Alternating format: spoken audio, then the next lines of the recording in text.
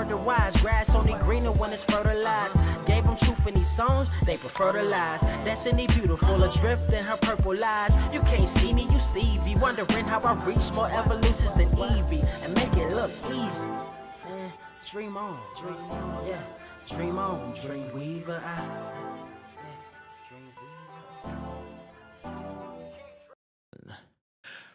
What is up, Earth's mightiest subscribers? It is your boy Ernie, the Blerd Without Fear. Got the homie Carter presents. Welcome to episode, goddamn, 340 of the Blerd Cave, the number one comic book news stream on this and any other Earth in the multiverse that you can find. Well, here, but you can also find us on Spotify. You can find us on Amazon, Google, Timbuktu, pretty much everywhere. Good podcasts may be found, but not what we're here to talk about today, actually. We're actually here to talk about a little thing that has happened that is you've probably read about it. Some of y'all even liked it. God help you if you liked it. DC K.O, or as I prefer to call it, OKDC. Before we do all that, before we do all that, go ahead. Before we do all that, because there's going to be a very large portion of this show that I'm just not going to be talking because Ernie just wants to slam dunk on DC K.O as a whole. So before we get into that, I want to actually salute you, each and every one of you, because thanks to you all, the new history of the DC universe, the Dakota incident, is going to getting a second printing. So I want to actually salute every king, queen, and everything in between that went out, got that book, supported that book to the point where we're getting a second printing. I want to salute all of you guys. I also want to salute each and every one of you people that I met last week at the Comic Den, at the Dakota incident autograph signing from Morgan Hampton and Dennis Cowan. I actually got to meet a lot of you all and shook some hands and took some pictures, and people freaked the fuck out because Carter was actually here. And then people really freaked the fuck out when I called Ernie so Ernie could speak to some of the people that were going to see us. And so it was a when I say weird, I don't mean weird as a negative. It was just a strange thing to have so many people. I've seen you some. Carter, yeah. So that was a very funny interaction from so many of you guys that watch us and enjoy us. That was a fun thing. Shout out to Dennis Cowan, absolutely, and Morgan Hampton, but more specifically Dennis Cowan, just because. So if everybody don't, I wore the OnlyFans shirt, or the Only Hands shirt. The Only Hand shirt to the autograph signing. I had it on that day, and as soon as we were done with the cave, I legit just drove to the comic shop. So having Dennis Cowan go to sign something, so what does Only Hands mean, young man? You only using your hands and nothing else? That was a funny interaction. Yeah, are you only using your hands? You ain't using nothing else but your hands. Only for Morgan Hampton to be like, no, it's a play on something else. Don't even worry about it. I love how Morgan was right there with the assist. I love that. Don't even worry about it. It's a play on something else. Here's the book they want signed. So I did get some autograph. We got the Dennis Cowan variant. Now, this is not mine. This is the one Ernie made. This is the whole reason I even went up there in the first fucking place, because Ernie wanted this one. Yeah. He wanted it signed. Yeah. So we got this for Ernie. We got this bad boy for Ernie. And then me, you all know when Ernie showed the different variants, I really like the 52 variant. So your boy got the 52 variant signed by Dennis Cowan and Morgan Hampton. So that's here. So we got mine and we got Ernie's. I just got to send these back. I just got to send Ernie's off to him. So again, salute all of you guys for being responsible for putting your best foot forward, making your voices heard, saying you want more of this, you want this to continue. Hopefully we get that at some point. But yes, again, I just wanted to salute you guys and tell you that you are loved and appreciated. No matter what we talking about. So yeah, dude. That was a funny interaction. That was a hot ass comic shop though, because it was hot as hell. Oh my god, it was hot as hell. We were sweating. Boy, I was sweating. I believe it.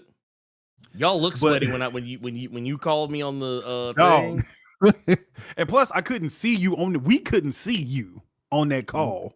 Really? We couldn't see you. We saw me. All you were a locked character. You were just all black. When the two people behind me, they were tripping the fuck out and waving at you and shit in the camera. Oh, I thought y'all could see me. Oh shit! No. I didn't realize. No, I thought I had my light. Yeah, they couldn't see you, but they heard you. Gotcha. So them hearing you was more than enough, and then they waved and you saw them. So yeah, that was cool. Okay. Dang, I wish I'd have known that. I was like, oh damn. But yeah, man, that was a fun moment. It was packed. Shout out to another individual that I saw there, who also recognized me, which this was a crazy one. Was Ray Anthony Height. That's the homie right there. Yeah, Ray Anthony Height, one of the people responsible for the Signal and Batman dynamic duo stuff that could have been. He was there as well. He recognized. He shook my hand. But he was there for the same reason I was there. He was like, oh, so you got to get something signed for somebody else. My stuff behind the register. So shout out to him as well. That was a dope day. That was a dope day last week. So I wanted to salute you all absolutely with that. Another thing I wanted to get into before we get into the DC K.O shenanigans was honestly this is a pretty easy one. Before we get into DC K.O, before we get into I don't want you to spoil what videos you might have coming out. Shout out to Big C 428 with the 10 saying thank you brothers for helping me get through work. Quick question. How do you feel about Super Sentai going away? I'm gonna let Ernie answer that as soon as I ask him another question. Carter should have sat down and started signing books too. Nigga, for what? Respectfully. I mean, but the one thing I did want to ask you, Ernie, before we get into DCKO, and I don't want you to spoil any video you might have coming out about a certain. Well, no. Just what books you been reading this week? What books you been reading this week? If it's something you're doing a video on, you ain't got to worry about it. But yeah, what books you been reading? Oh my god. So I'm not gonna hold you. Yeah.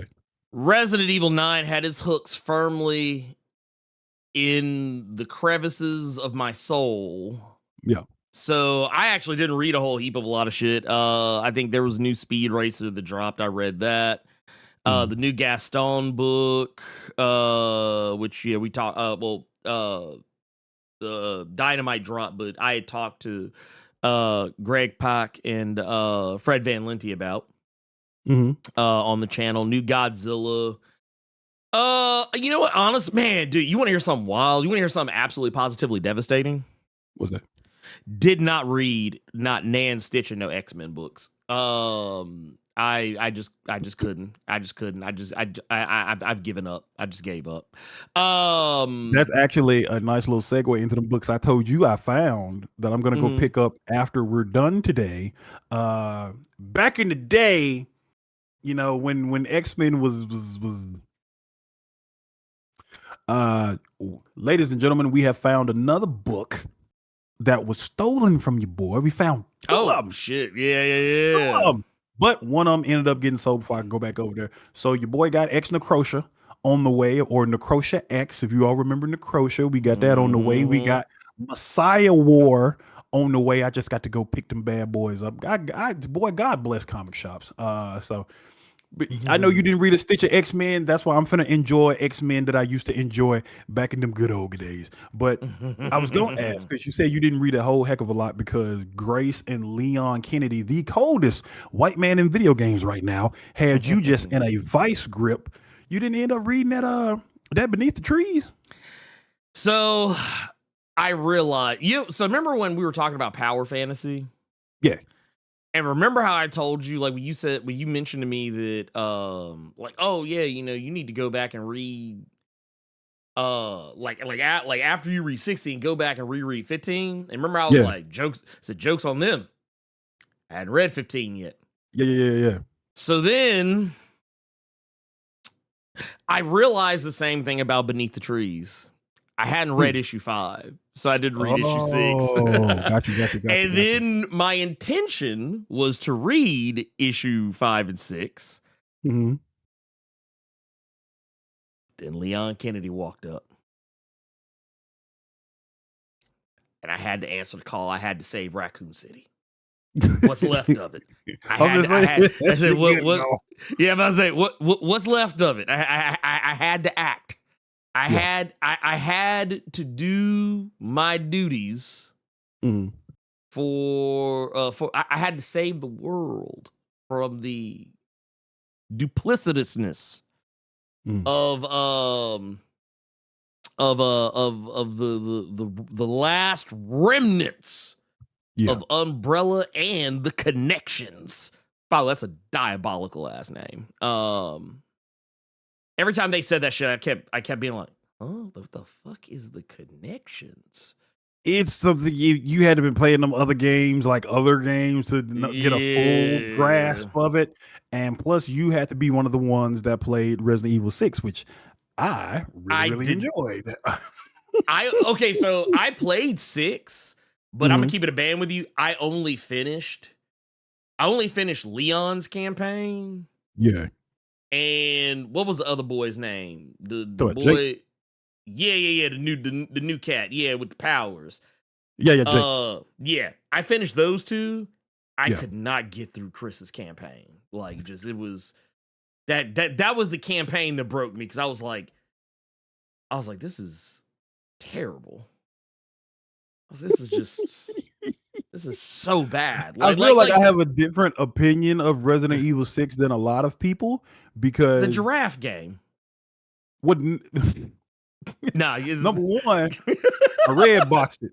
So I was making it a point to beat that game as fast as fucking possible. That's one reason. Second reason, I play that shit in co-op with my sister. In co-op, that shit's hilarious.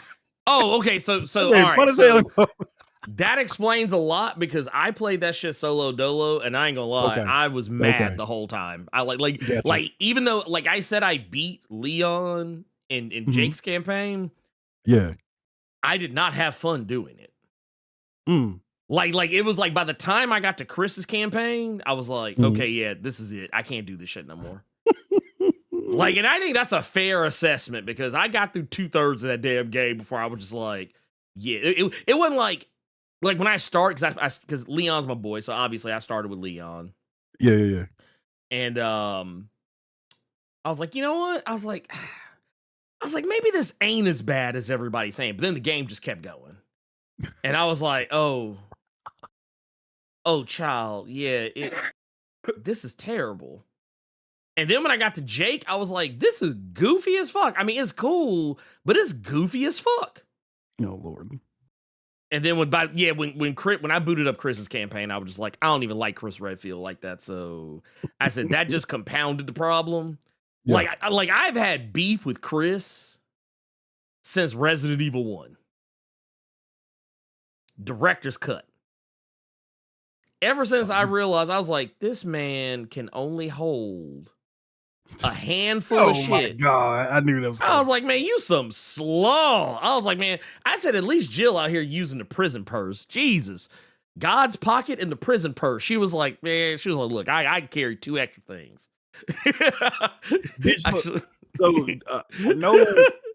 So you've already beaten Resident Evil 9. I've already beaten Resident Evil 9. 3 times. Have you?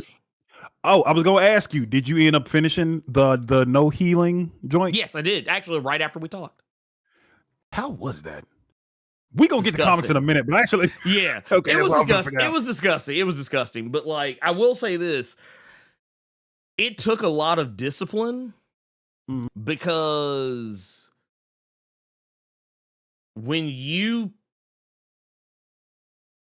for anyone who has not played Resident Evil, I'm not talking about spoilers, but you have a quick heal button. Yes, you do. And it is right next to the button you hit to shoot. So you would probably imagine there's also the, like, you know, you have the button to like pull up your melee weapon. Yeah. Sometimes it's easy for me to forget and accidentally hit the wrong, like instead of hitting L1, hitting R1. Yeah. And that's how when I first played the game, that's how I healed myself so much. It was always on accident. So it took a lot of discipline because like it wasn't like I was walking through like not getting hit. I was getting the shit beat out of my ass. But like the thing is, I would be walking around sometimes on caution or danger.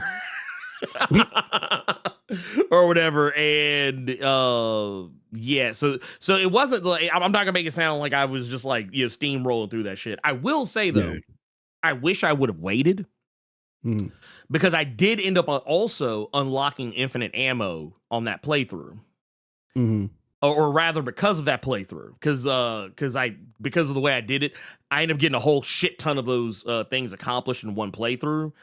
Yeah. So knowing what I know now, knowing that like how quickly I can run through that game when I'm only using the fucking Reaper or the Requiem or whatever the name of that, the Requiem, whatever the fucking name of that gun is.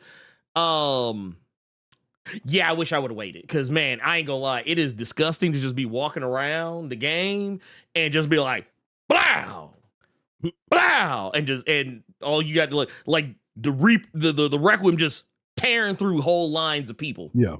When one of them singing bitches walked up, I was just like, blow, hit that motherfucker from across the room.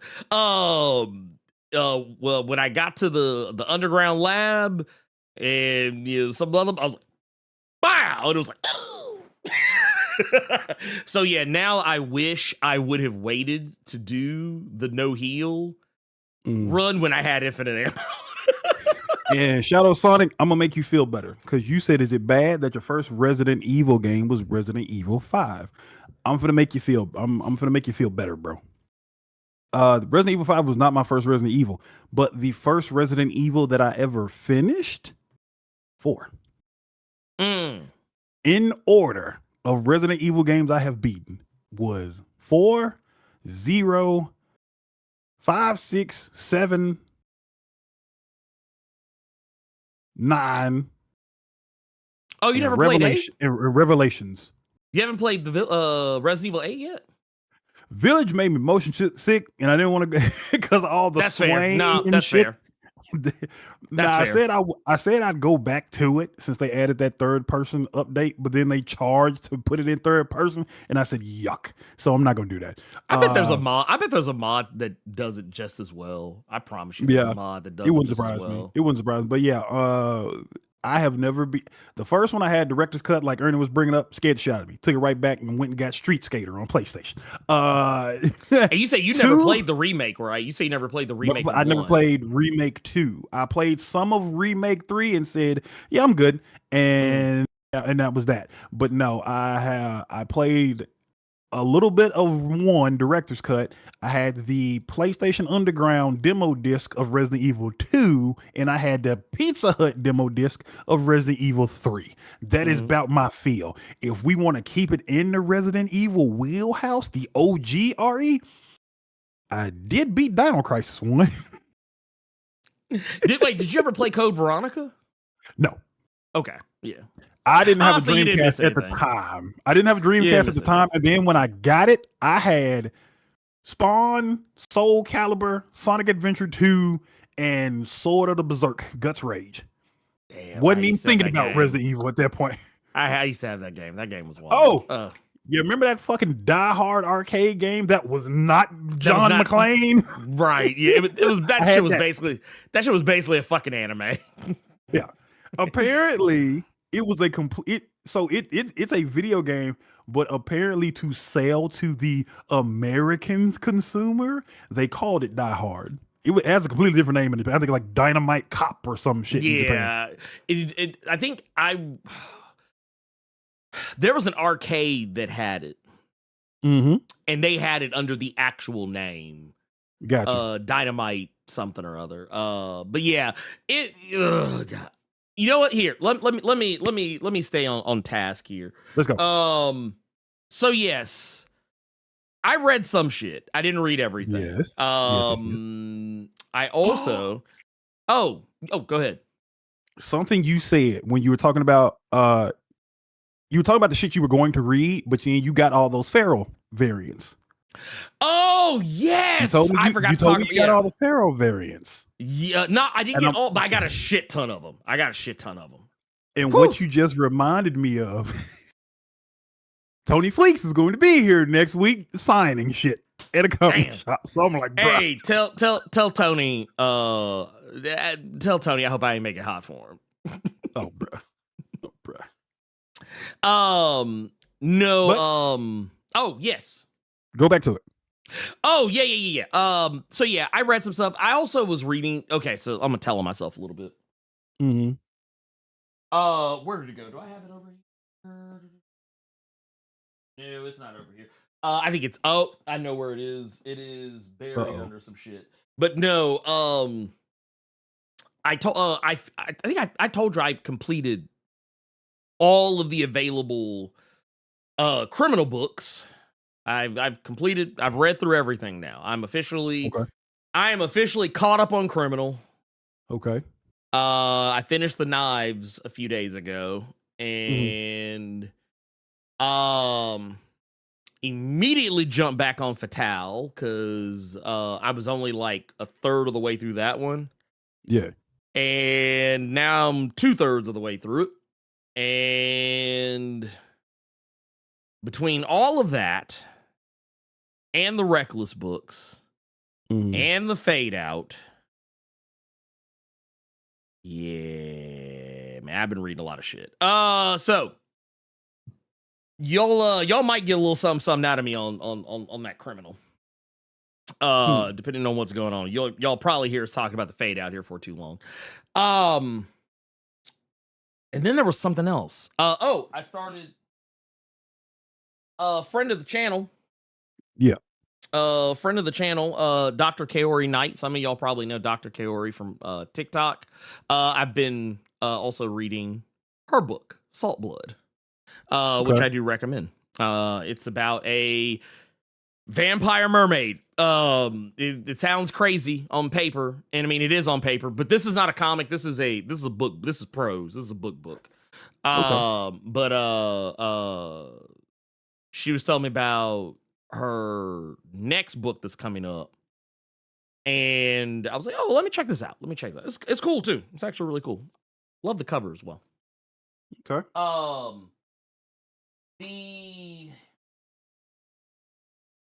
You know what? Fuck it. Let's pull the Band-Aid off this bitch. Okay. So yeah, we're gonna talk about DC K.O, but not in the way y'all are probably like. I'm not here to explain DC K.O to you. I'm not here to make sense of DC K.O to you.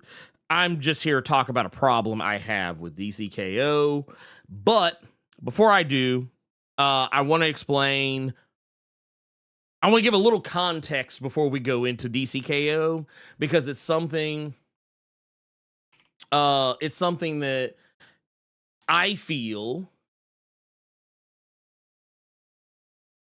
you're going to need this context to know why I'm about to kind of put my foot on DC's neck about this whole thing. Yeah, like forget the this was just a Superman event. Forget that this was just a story that just could have easily have been self-contained within the pages of the ongoing Superman series. They did not have to like make this a line-wide crossover or a Justice League crossover or fucking like this isn't even a Superman family crossover. They could have literally just kept this shit to just Superman. And I think we all would have been better for it if I'm keeping it a buck. That said, before we do all that, I would ask rather that give me a moment to cook. I have some things to say. Some things some of you may have already heard. but I'm gonna say them again for the people who did not hear it. But before I do that, actually, we're gonna do something else. We're actually, I just realized we got some super chats here that I don't want to lose sight of, and we actually have them on both sides of the spectrum. So let me start at the bottom and work my way back up to the tippity of the top. First and foremost, we got a hot 10 from the homie Big C out here. Says, thank you, brothers, for helping me get through work. Quick question. How you feel about Super Sentai going away? Okay, so this is easy. Because it's not the first time. Well, technically not the first. Well, it's... Technically, what's happening with Super Sentai is that Space Sheriff is going to be taking its place. I'm okay with it because honestly, I feel like as Super Sentai has gone on, when you have something that has gone on for, and I don't know if you know this, Carter, but I am here to tell you, Carter, that Super Sentai has been running for about roughly, I think, like 50-some seasons. Now each season is its own thing. It's always something, it's always something different. Every season is a new theme. Every season is all new characters, none of which have fuck all shit to do with the characters who came before them or after them. And with some crossovers here and there, but for the most part, largely self-contained stories. Now that I have said that,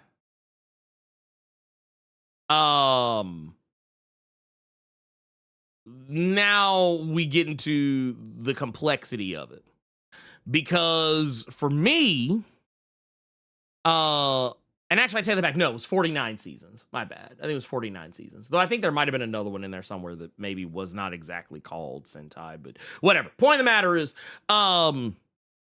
the last season was number 1 Sentai Gojuger, which I didn't watch all of it, but I enjoyed it. But the thing is, I kind of started to see a pattern. And while I feel like Kamen Rider has done a really good job of differentiating itself from season to season to season, and even Kamen Rider has taken breaks. Kamen Rider was gone for a while before it came back in the aughts. And I feel like, you know what? Maybe Kamen Rider is better these days because of that. Like, it walked away and then came back. I think Super Sentai can walk away, give people time to miss it, and then come back with some fresh ideas. Because, yeah, after a while, it all kind of started to bleed together. Like, if you've seen, like, okay, so one of my favorite seasons is Gokaiger, which was the pirate season. It was the one that was used to make Power Rangers Megaforce, which is awful. Gokaiger is amazing. Gokaiger is amazing. So I highly recommend, if you can find a way to watch it, watch that instead. Or actually, let me take that back. It was Super Megaforce they used for Gokaiger. They technically used Ghost Sager for Megaforce. Anyway, neither here nor there. Fuck out my face with that shit. Pocket sand. Anyway,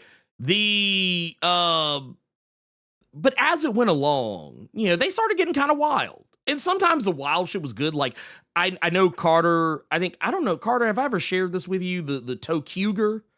The Tokuger season? I don't know if I ever told. I probably shared it in passing, just like to be funny, because it is fucking silly as shit on its face.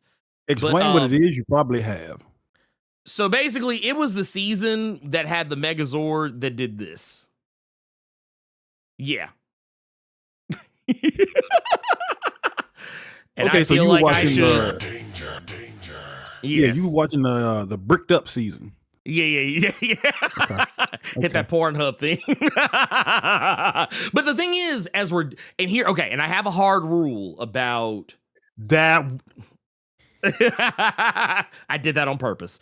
But I'll also, just to say, I have a rule about Kamen Rider and Super Sentai. The dumber it looks, the better it usually is. So, like, this season is about trains, if you could not tell from the train sticking out of the Megazord's crotch. I thought you meant I thought you meant a different kind of train. Okay. Yeah, no. Different train. Mind out of the gutter, sir. But actually, it needs to be in the gutter, but you're on the wrong side. You're in the gutter on the wrong side of the street. That said, like I always say that one of my favorite seasons of Kamen Rider is Kamen Rider Gaim, which is the one about fruit, for Christ's sakes. It's the fruit themed Kamen Rider season, which on paper should be fucking stupid, but it ain't. It's actually pretty fucking good. Like you get to see shit like this. You get to see fruit people beating the shit out of each other and charging up like Super Saiyans and shit like that. But no. So yeah, in my estimation, I am of the belief it's gonna be fine. I think that the end result of all this is gonna end up benefiting Super Sentai in the long run. Will I miss it? Yes. But am I sad? No, because I mean, I'm gonna keep it a band with you. There's so much Super Sentai out there that it's not like I can't go back and watch the past 49 some odd seasons of Super Sentai plus like the bajillion movies that they've made and still enjoy what they're doing. Not to mention there's also other Toku shows out there that are pretty damn good. Space Sheriff is actually Space Sheriff, the show they're using to replace Super Sentai, is basically a show that used to be out back in the day because that was Space Sheriff was the show that they used to make VR Troopers. So like if you and once again I think I talked about this before, but so I won't really harp on it here. But VR Troopers, it was basically a bastardization of 3 different shows to make one show. Like they took 3 different shows and like a random crossover movie and like made a whole TV show out of it. Because none of those 3 characters, well, I take that back. 2 of those characters are technically kind of slick from the same thing, but one of them was not. Actually, 2 of them. Ryan's, the 2 different suits I think that Ryan had, they're from 2 different shows. So, how does Ernie feel about Super Sentai going away? He'd be all right. Yeah, I'll be good. I'll be good. Gokon Freeman with the 5 says on a Greyhound. Oh, good Lord. So on a Greyhound bus with 50% of earphone power. Question: what other black or brown character you want Virgil to be a close friend and mentor with? Well, considering what I know and what I can say and what I can't say about Static is let's keep it on Dakota Incident. Yeah. No, it's so. Honestly, it's honestly the easy one. It's the low-hanging fruit. Yeah. I would actually like to see Static and Beacon interact more because for those that don't know, Dakota Incident introduced a new / not new character by the name of Beacon.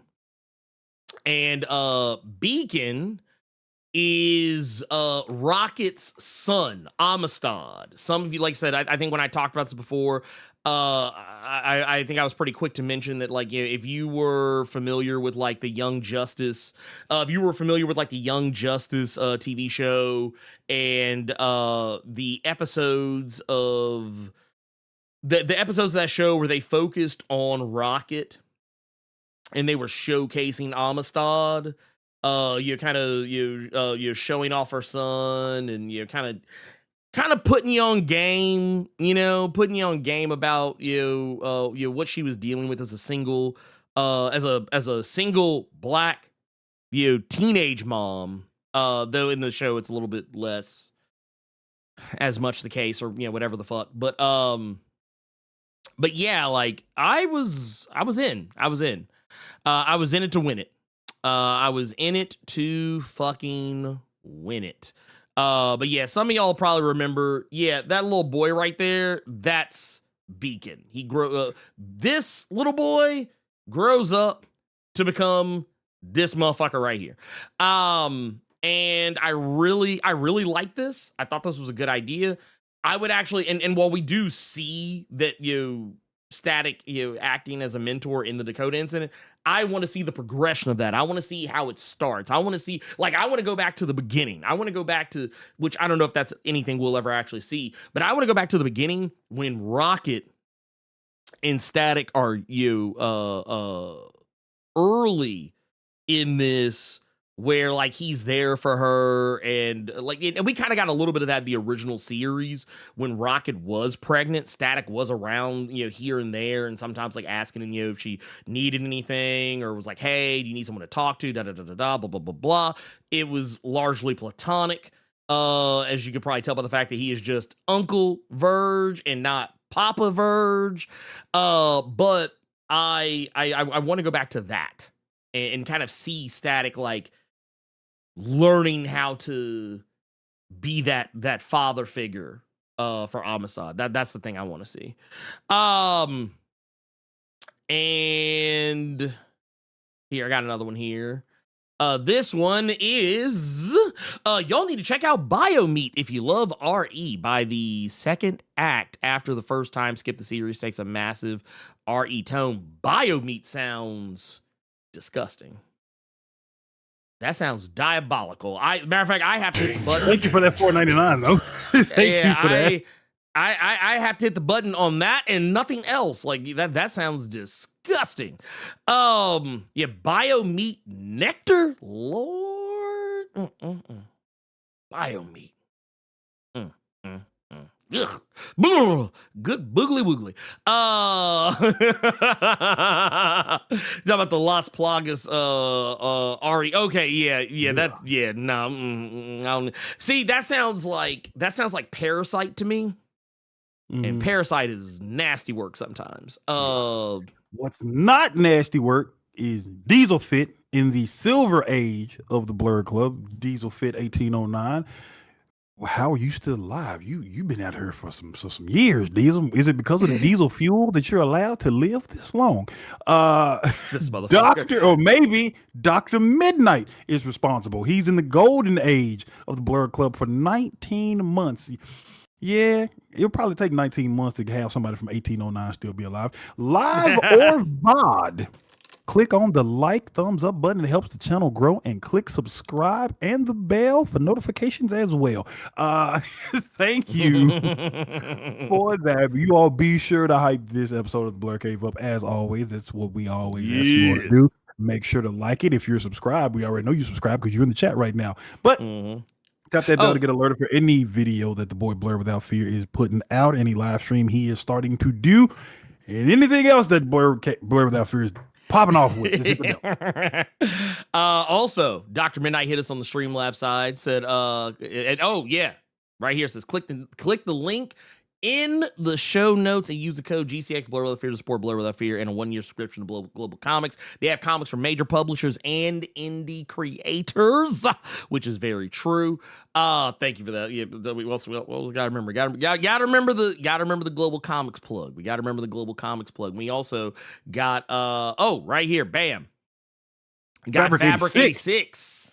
With the 5, with the nickel, he said, you didn't read an X-Men book this week and you haven't made an X-Men video in 3 weeks. We had a deal, Ernie. Tread carefully. And that's from Marvel Comics. You are supposed to be the X-Men guy. You are supposed to be the Marvel shill. And you didn't read an X book. Man. You haven't made an X video, and you're drinking a soda from Arby's. Do you have some explaining to do, sir? We also got it's crazy work.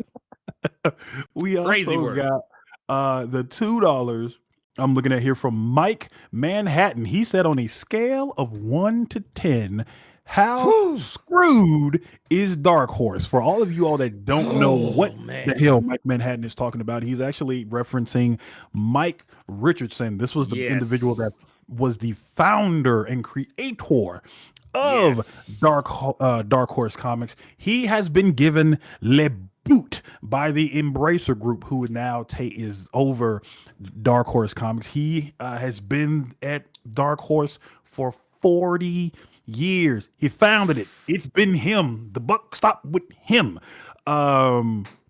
They have somebody else that's going to be stepping into the CEO role, and they're going to focus more on multimedia IPs and product-driven strategies, is what one article said about this whole thing. Multimedia IP means they finna try to do something a little bit more than comics to get more money coming in. Yeah. How screwed are they? Yeah, it's okay. Okay, you know what? I tell you what, I can answer this. So I'm gonna tell you how screwed they are. Don't be surprised if they start going the way of Valiant. Don't be surprised if we start seeing some. Dark Horse doesn't really have that many books that are like long running, like line wide style, like continuity shit, like the way Valiant does. But don't be surprised if you just start seeing some books like suddenly just disappear and then come right back, like, hey, we're rebooting this, or hey, we're trying to make a movie out of this because we want to sell some books. Don't be surprised if you just start seeing a bunch of random ass movies, more focus on multimedia as opposed to the comics. Don't be shocked, because Mike cared about the comics. I mean, yes, he did sign some deals, like get movies and TV shows and shit made, but he actually gave a fuck about the comics. He gave a fuck about like the reader. I don't think whoever replaces him is gonna have that same level of care. So and here's the thing with that: the person that's currently replacing him is Jay Comas. He was somebody that was he was a senior lead. He was in a senior leadership role at EA, Blizzard, Activision. So they're trying to strengthen their collaborations with Dark Horse and games and films and merch, and you realize how you're not hearing comics in that conversation. Get that. So we're probably going to see a lot more like some like sci-fi TV shows, some more pop vinyls in regards to Dark Horse characters, maybe some video games, because I mean that is one way that I'm trying to find some kind of positivity in there, but like there is none.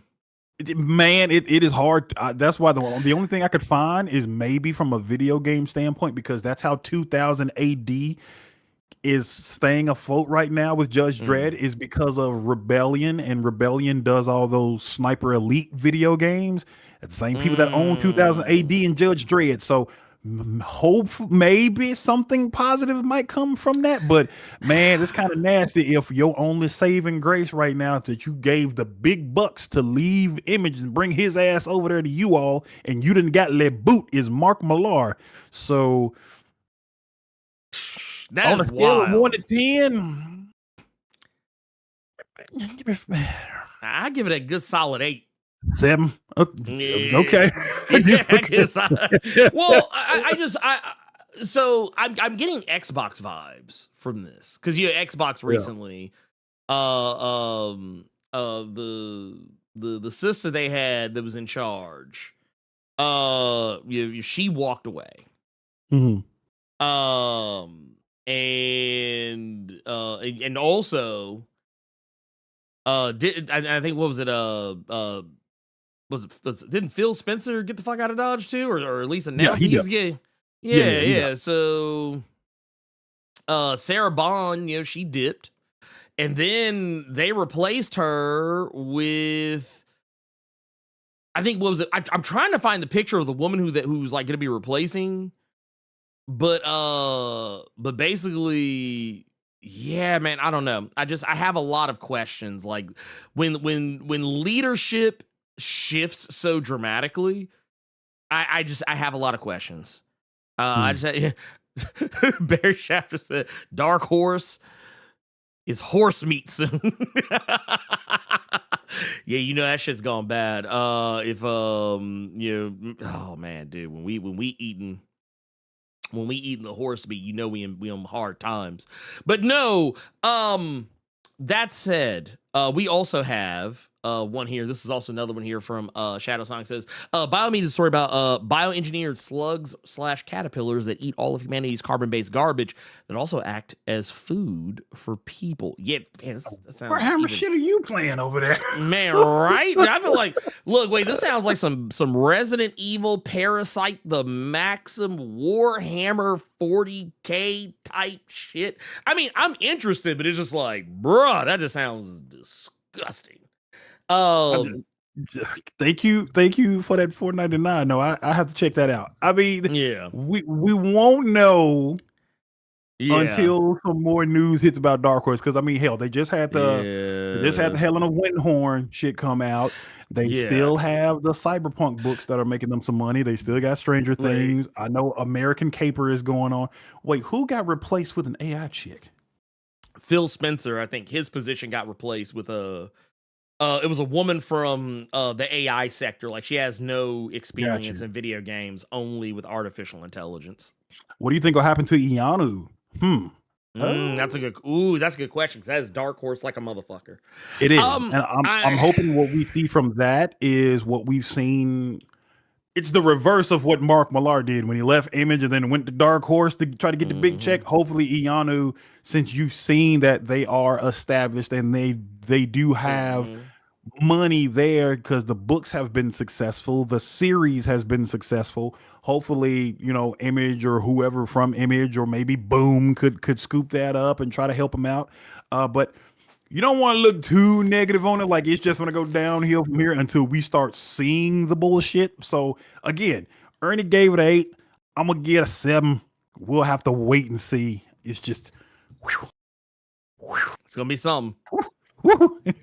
It's going to be a ride. Now, so I said I wanted to kind of preface everything. Yeah. So I am. Some of you already know about this, but we have a website called DCSoWhite.com that Jay Penumbra got hooked up for us. This website is basically tracking how long it has been since we have had a Black character focused ongoing series in main continuity. It has been 1,117 days. And we got the hashtag DC So White. And people have been responding to that. And rightfully so. People have been resonating with it. There have been people who have not been resonating with it. We've had our critics. But you know what I say is that the fact that they're talking about it, all it does is help. If they wanted it to go away, they simply wouldn't have said anything. So DC So White. This is the problem. And we've talked about this before on the show. The fact that I Am Batman, which came out on February 14th of 2023. This was the last ongoing series. And before anyone tries to bring up Absolute Green Lantern, get that shit the fuck out of my face. That does not count because it is not in main continuity. And that also tells me y'all motherfuckers don't know how to listen good. So, and War Journal, Green Lantern War Journal is a count because it was simply a 12-issue series. It was a limited series. So it was never going to go past whatever it was slated for. So that's not an ongoing. So it has been that long. And of course the DC Next Level stuff happened. For those who remember what was going on there with the announcements. They've made more announcements since. And DC is still yet to have managed in any way, shape, form, or fashion to beat the charges. I made a video talking about it. I'm sure some of y'all have seen it by now. And if for whatever reason you haven't, well, I'll give you the Cliff Notes version of that video. And it is simply this. Is this here DC Comics? Oh, not just DC Comics. White DC Comics. We know we have many different types of readers, but we decided to alienate them all and only focus on our white demographic. About damn time.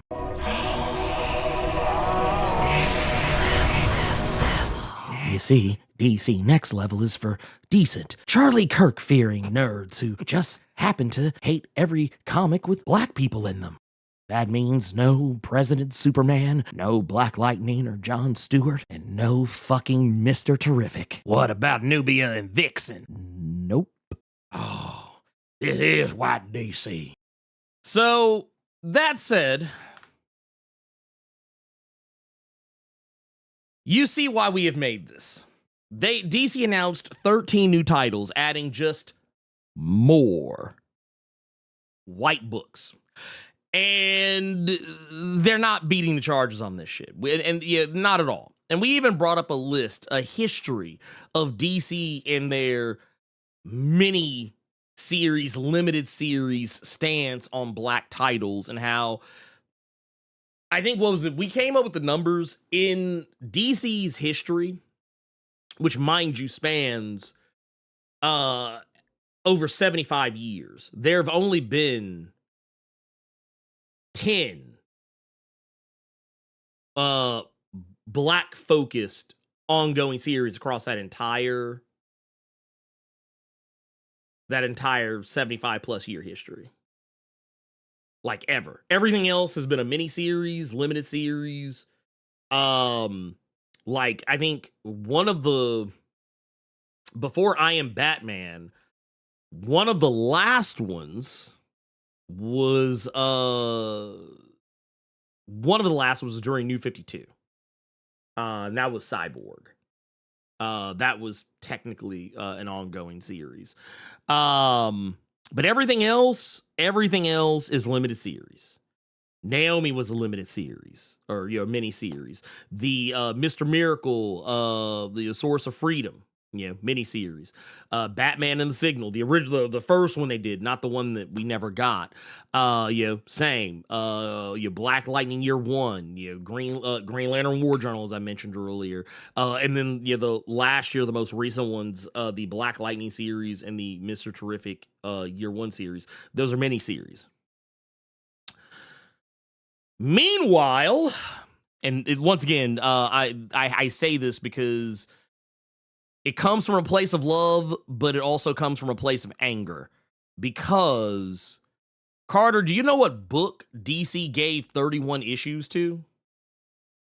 What are you talking about? Green Arrow. Which book? Oh. Green Arrow, which just recently got canceled in December. This book ran for 31. This book ran for 31 issues, Carter. 31 issues. And even by Scott Snyder's own admission, Carter, the book wasn't selling like that. Got it right here. This straight from the horse's mouth. Decisions like these are above my pay grade. But the honest reason is that not enough of us were buying it. The sales numbers on Green Arrow were just unsustainable. It's disappointing to everyone, but keeping it going means not being able to take other chances. Now, that said, not being able to take other chances, these chances clearly, I mean, shit, this was a chance. you wasn't gonna take a chance on no niggas. I'm just saying.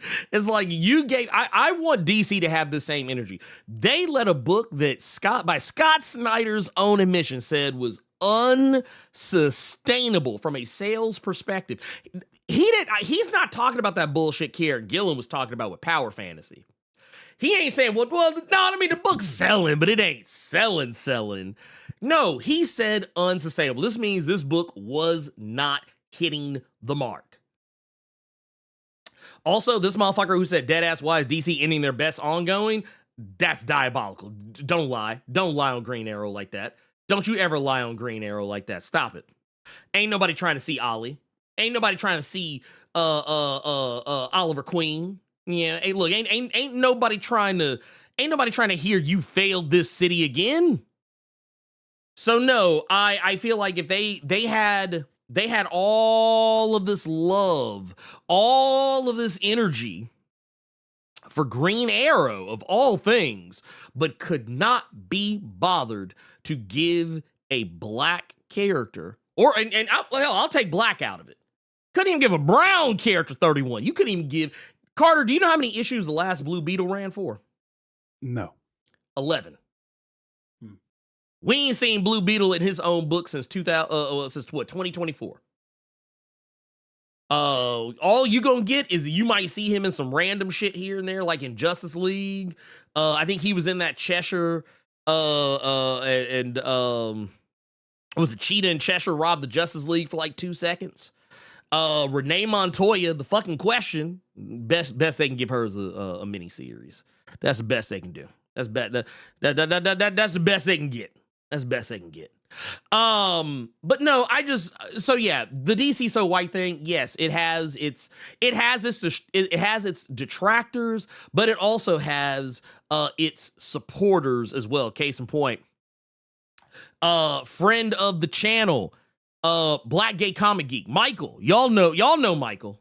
Had a video talking about it that I saw circulating on social media. Matter of fact, I even have that video right here with Michael talking about it. And then I think, where was this one? Was this right here? Friend of the channel, the Wednesday Pull, also was talking about it on the Wednesday Toast podcast, where he honestly basically said a lot of the same shit that we have been saying, but also I love that he pointed out the fact that DC, he was the one that actually pointed to me, DC did not talk about the Dakota incident on their social media at all until yesterday when they were talking about the second printing, for which they got blasted for. Let's see, and then we also got right here Alex Moon also talking about it.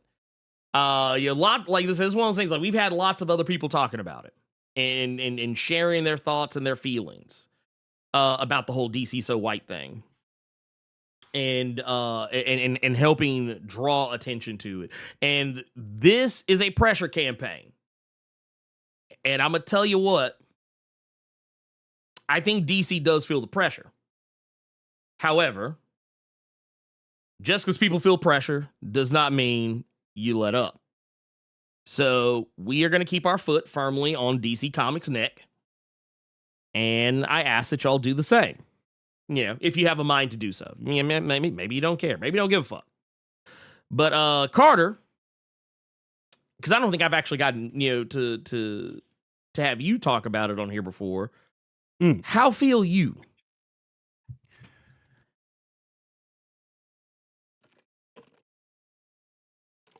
I think about so you actually caught me when I'm looking at the chat, and Tube's the one that's saying 11, not even a full maxi. So you're shocked that it was just 11. I'm gonna run across the street to Marvel real quick, and I'm gonna come right back.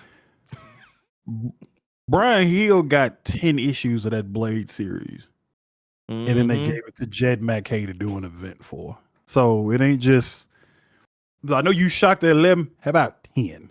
Yeah. But now I'm gonna come back cross street.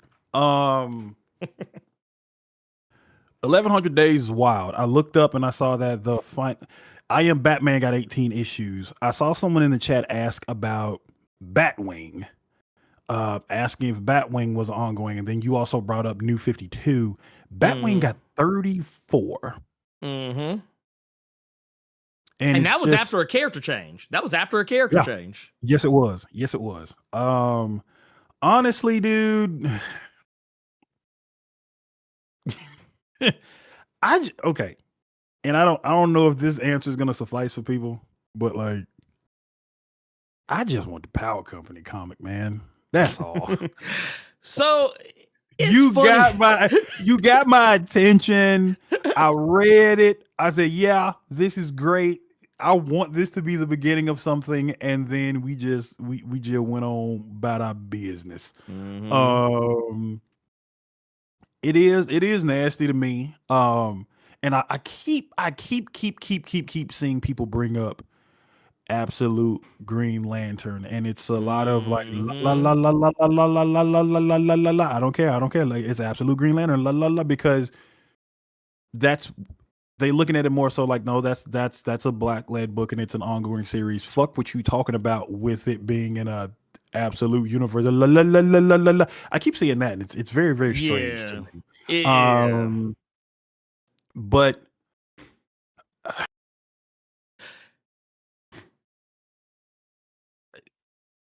I don't want to step on what you're saying, and I don't want to.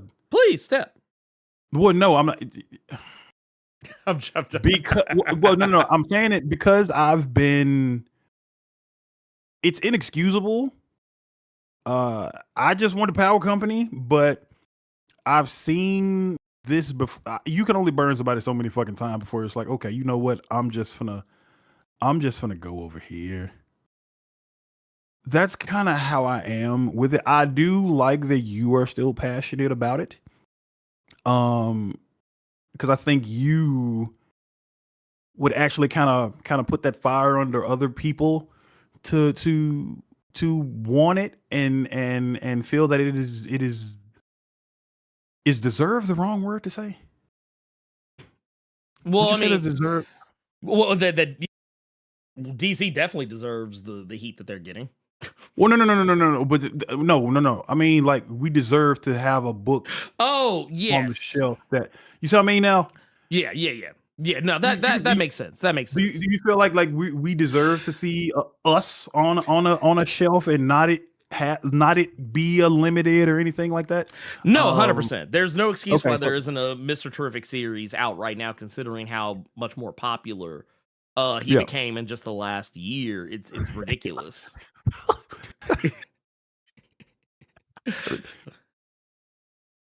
Which that helps your point because I bought Mr. Terrific year one. I bought the Terrifics. I kind of had my fingers crossed, but I know better.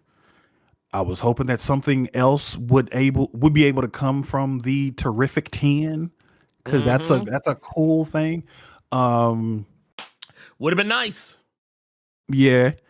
And I think just. And the fucked up part is Terrific 10 was literally just a storyline in Justice League Unlimited.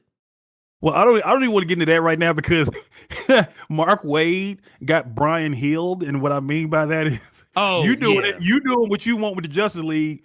We get two other writers to come in and do a whole Justice League event, and you right there, just like Blade, right? Well, but we talk about that later. That's another How do story, I feel about the DC? How do I feel about the DC so white thing? I mean, the facts are in front of your face. It's been over 1,100 days. Now this is just me. This is just Carter. It's been 1,100 days, and the book that was the last black book, and again, this is only Carter, was a bit of a stinker.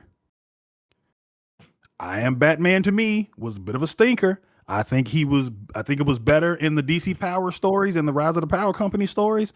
I think that first arc from I Am Batman was good, but I think everything after that was kind of But especially just to end it on that kind of a sour note when there were other books that could have been given that opportunity and should have been given that opportunity. I just, Ernie, I'm gonna be honest.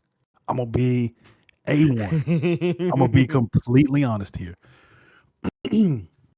It's nasty. It's kind of foul. So I took my eyes and went to other books. Because if you all aren't going to do it, I'm gonna go to other books that I enjoy. I'm gonna go to other imprints that I enjoy. I'm gonna go read other stories that I enjoy. So it's just like that's where I'm at with it, bro. That's where I'm at with it. I've seen it too many times. I've been disappointed too many times. I don't want it to end up being one of those instances of, oh my God, all this fucking crying. Here's a black book for you. Cause it's just like no. Cause that is really gonna be nasty to me. I really hope that something happens with, again, because I meant what I said when we started the show. I want to salute everybody. I really do. I truly mean that. I want to salute all of you all for getting the Dakota Incident a second printing, and hopefully that we get something great for all of you all that went out and got that book and enjoyed that story. If you're able to get something to come out of it, I will be fucking shocked. But if you do, that's a great thing. And I hope that great thing lasts as long as it should last. I think there have been too many books. One example was just brought up with good old Stephen Amell going 31 issues. I think that just if that book can go, you can give that grace to other books.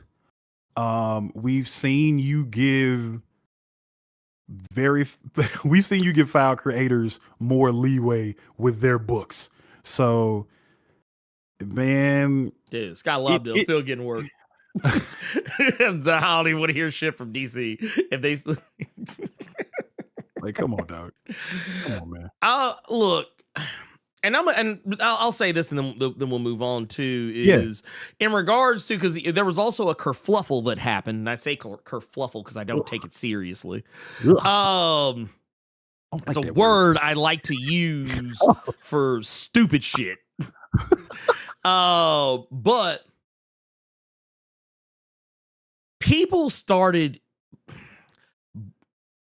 There were some black indie comics creators, not a lot of them, but there were some who tried to play opposition. And you know what I'm talking about. Fuck it. I'll name names. I don't give a fuck. Tony Weaver Jr. decided he wanted to play opposition party, basically saying that we shouldn't be supporting Milestone. Because basically what was he say? He said Milestone isn't going to be our salvation. Instead of supporting Milestone, we need to support black indie creators. Yeah, fuck Milestone. He not his exact wording, but that was his sentiment. Because and that's how he frames everything. Is always gonna be like, which is crazy. And I'm gonna stop you there. That's a crazy fucking sentiment to have if that's actually what he is saying, because if it wasn't for fucking Milestone and all Negro comics, there wouldn't be any of this shit y'all got. You wouldn't have a soapbox to stand on. You wouldn't have a platform to put your stuff out there. So that's a wild, if that was his sentiment, that's a wild thing, man. Well, and the thing is, Here's the thing. I don't think anyone ever said Miles, because it was funny because he kept trying to say I was putting words in his mouth the other day. But the thing is, he was putting words in our mouths, because he was saying he was making it sound like we were saying Milestone was going to be our salvation. No one ever said Milestone was going to be our salvation. We said we wanted Milestone to succeed, and there was a few other black indie comic creators who jumped on that bandwagon, who were doing woe is me and pity me and shit like that, because I did a black book but it didn't take off, it didn't sell, whatever, yada yada yada. But here's the thing. Pause. What the fuck does that have to do with Milestone? Exactly my point. Maybe people want Milestone to succeed because they like the characters in Milestone. Okay, no. Hold on. So what? You just hit at the heart of the thing, and I'm going to also address this because this is stupid. I don't think what Tony was saying, I don't think that was what Tony was saying. No, that's exactly what the fuck he said in his post. He said Milestone is not going to be our salvation. Basically, he was implying that that's what we were saying, because stay out of it. Just stay out of it. Stay out of it. Oh, I'm so lost. I'm reading what he said. Okay. Stay out of it. What? You weren't there. So just shut up. Just shut up. But the point is, and here, you know what? Fuck it. Let's go back. Let's go back in the way back machine to last week. Let's do that. Wait, because that's not wait, illest villain. Why am I blowing your mind? What did I do? What did I do? I'm just saying, maybe people want Milestone to succeed because they like those characters. Yes, you have some indie comic that you putting out, but nobody knows you. They know these people. They know these characters. They know these books. They know these stories. What are we talking about? That's the thing I was trying to impress upon Tony, but he refused to fucking listen to. And I'm sorry, but no. No, no, no, fucking no. You have to understand, because basically what he was trying to say was that we were ignoring black indies. And it's like, no, nobody's ignoring black indies. And here, I actually found it. Boom. Here it is right here. And no, Daria, this was not a private conversation. I think this all happened on This Thread. happened publicly on fucking Thread. So we're not talking about a private conver fucking section. Please stop. But no, right here. I actually have the post right here. So he says, I say this in the most respectful way possible. And whenever somebody says some shit like that, honestly, I don't take any part of that seriously. Milestone Media is not our salvation. See, you said that he didn't say that. He said that. DC's inability to effectively monetize a beloved roster of characters does not mean we should be organizing buying campaigns to prove there's demand. Okay, so here, I'm going to shut Tony up right here. We didn't organize the buying campaign. One of the creative team organized the buying campaign. We just jumped in on board to help signal boost it. Now, to go to the next one says, almost every black writer and author that's worked on Milestone Comics has their own original books. Yes, they do. And guess what? We buy those too. We buy those too, Tony. We can walk and chew bubblegum at the same time. Why are we not arranging buying campaigns for them? Why does it have to be static for you to care? Here's the thing. We have talked about these things, Tony. You just don't pay a fucking attention. Case in point, like when Tony was talking about the shit that was going on with Rob and Comic Explained, he was literally talking out like both sides of his mouth when he didn't even know what the fuck was going on. So the thing is, I always say, Tony, keep your mouth shut. Focus on getting kids to read and writing your weirdo book. Focus on that. Leave what we doing the fuck up out of it. Go on somewhere. Don't make it weird. I mean, be a weirdo, but don't make it weird. That said, so when it all came down to it, because what was it? Was it Brandon Easton said something about it too? And basically, once again, a lot of what these people were saying, this whole like, oh, well, y'all don't support black comics, y'all don't support black. That was basically what it all came down to. Even Greg Burnham said something along those lines. For those who know, Greg Burnham, who worked on the DC Power books and did Tuskegee Airs. He put up a thing talking about it. And, well, he kind of did something very similar where he was like, well, I'm not naming names or I'm not like, specifically calling anybody out, but basically it was kind of like a blanket throw out that criticizing shit like this. Like he basically went on to say like, last year DC Power 2024 was nominated for a Ringo Award for Best Anthology. Last year DC Power Company came out and was just as strong, if not better. I didn't hear all these people hyping those books up. Nobody campaigning to get votes for us. Nobody campaigning to get a Power Company Part 2. First off, that's a lie because we were out here fighting for that. That shit just didn't catch on the way that the Milestone stuff did, and it's largely because of something Carter said earlier, and I have been saying this entire fucking time. People know who these characters are. People love these characters. Milestone is a lot of people's childhood, and what I've seen a lot of people do is they basically trying to say, fuck your childhood, come over here. Or fuck the familiarity, the things that you love, come over here. That's basically what people have been doing. And the thing is, instead of making it a binary choice, why not do both? Both is easy. It's easy for me. I can do it. I don't know. I don't find walking and chewing bubblegum that hard of a task. You can buy the Blood Syndicate, but you could also buy Sirens of the City. Yeah. Okay, Gotcha. Exactly. Yeah.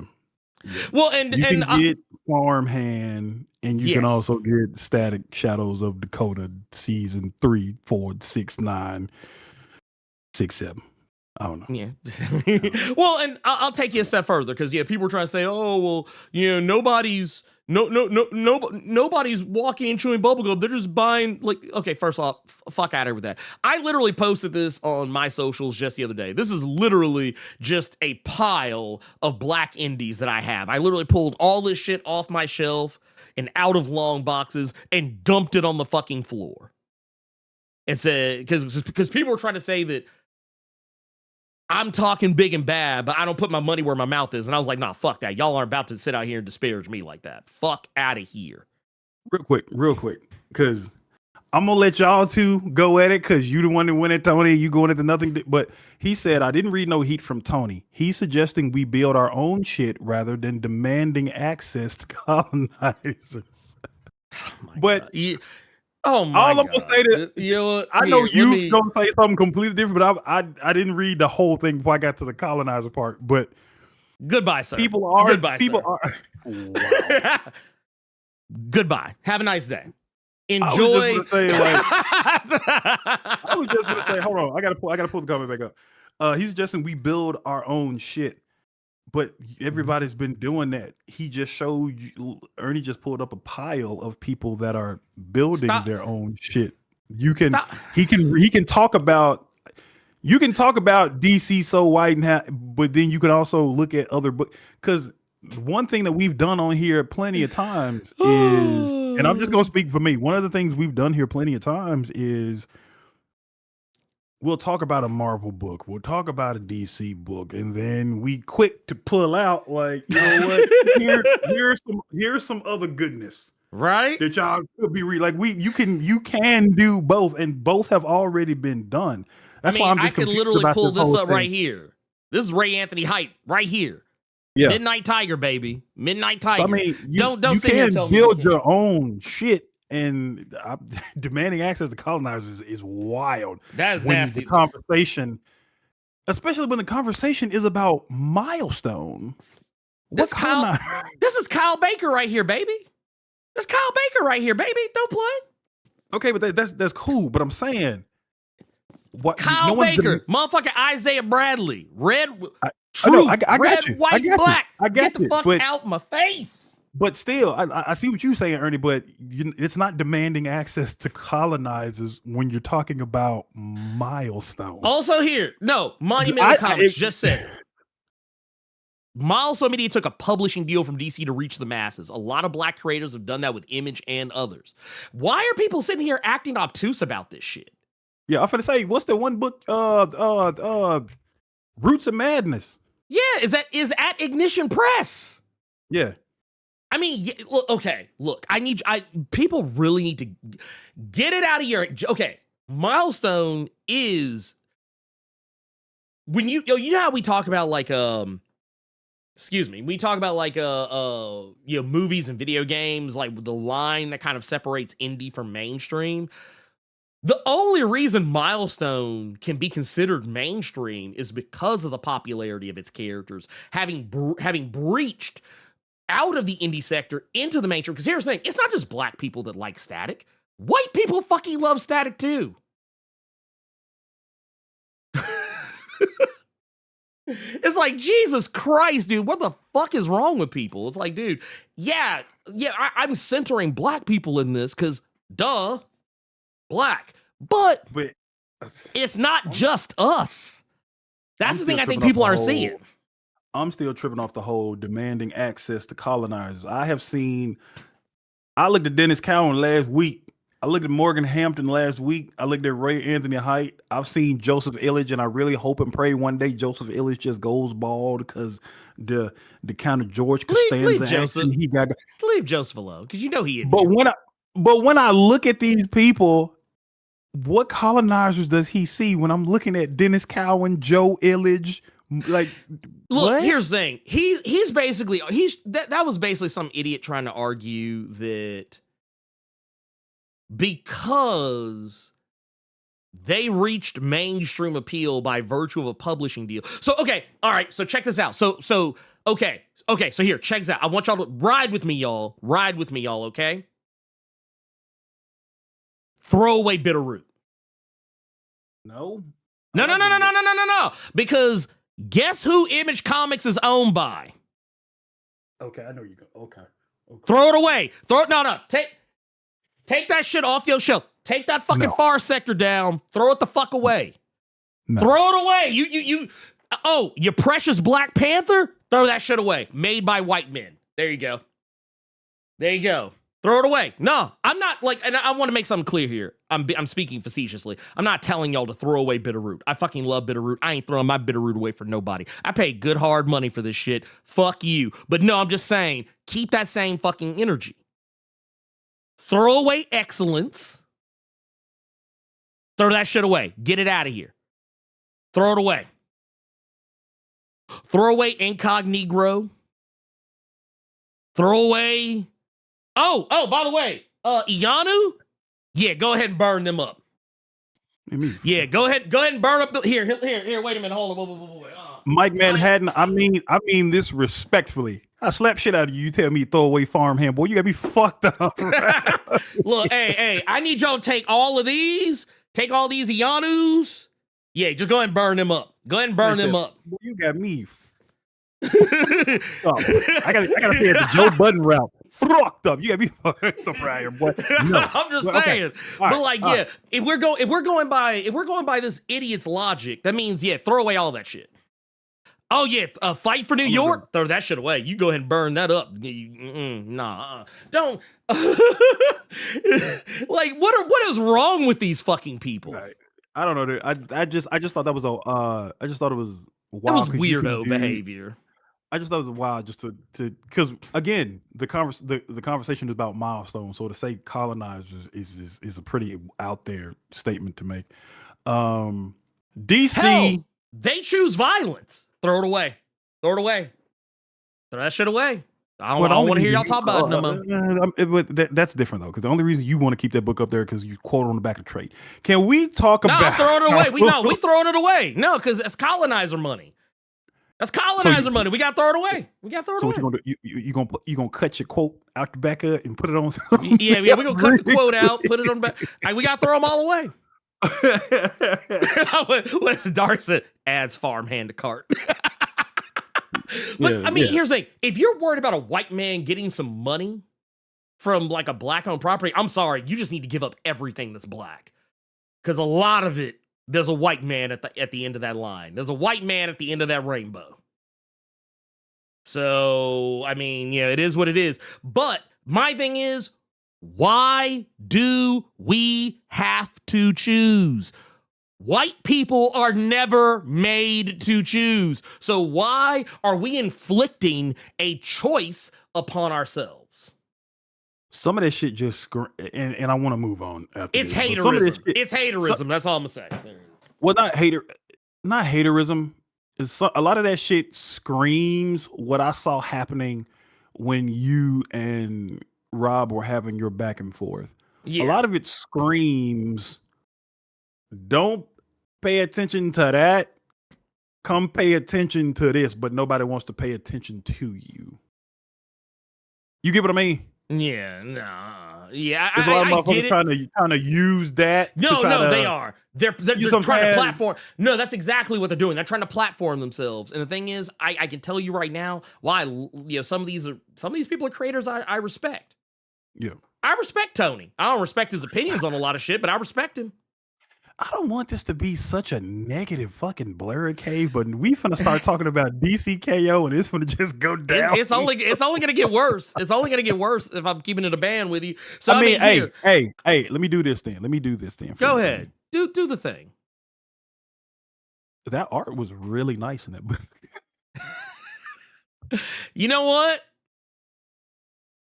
Shout out to Javi Fernandez. We get a whole tournament art that was about building up Doomsday. Right? My God. Hey, that art was good though. I will. No. It was fantastic. It was fantastic. I look. I have been sitting on my thoughts about this for a few weeks.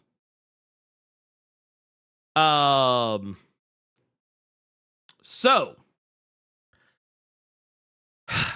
If you have not been reading Superman, I would forgive you if you did not know about the new status quo of Doomsday. Doomsday is no longer the Doomsday that we remember. I've actually done videos talking about this in the past. Doomsday is now the time trapper, because every time Doomsday dies, he evolves.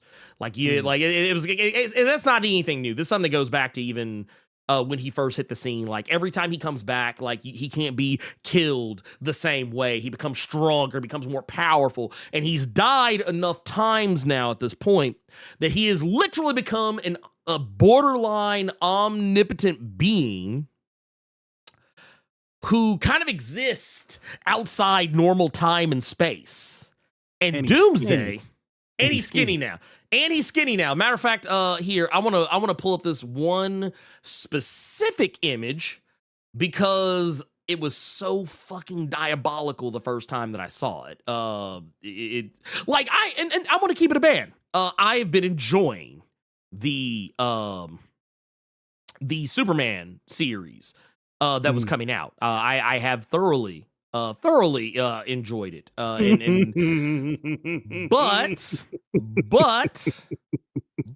they put Doomsday on Ozempic. They actually did. They actually kind of slick did. Matter of fact, this is the one I wanted to show y'all. Look. Oh, it's so much worse when you see it because you see the Ozempicness of skinny body, fat face. Who said that? He got to get timed down. Who said Black Gay Comic Geek? You ought to be fucking ashamed because you can see it. Comic book Ozempic. Please, go ahead. Yeah. So basically, the long and short of it is, as Carter and I had both alluded over the course of this book's run, I'm just gonna go ahead and tell you right now. Let's not stand on ceremony.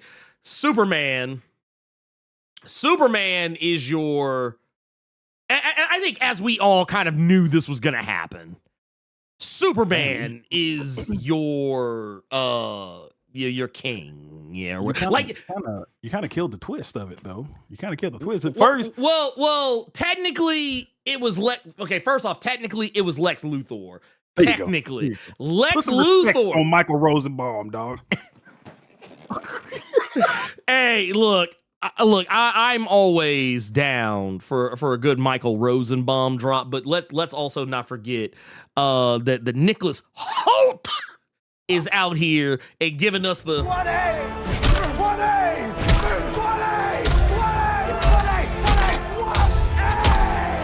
He came out here. He gave us the 1A. He came out here doing the 1A. After getting chased by a goddamn anthropomorphic bear for like a few pages, and screaming like a little schoolgirl with a skin knee. Ain't gonna hold you, dog. Nicholas Hoult will forever be. You finally get to cook in front of your chef. Oh yeah, Ray Fine said, "Get this nasty ass shit out of my face, dog." you had to go hang yourself in the closet real quick. Oh god, mean farming grill ass burger was not up to par for the king of the Bone Temple. You made you sing yourself to the fucking gulag. Get not your the ass king out of of the here, Bone Nicholas Temple.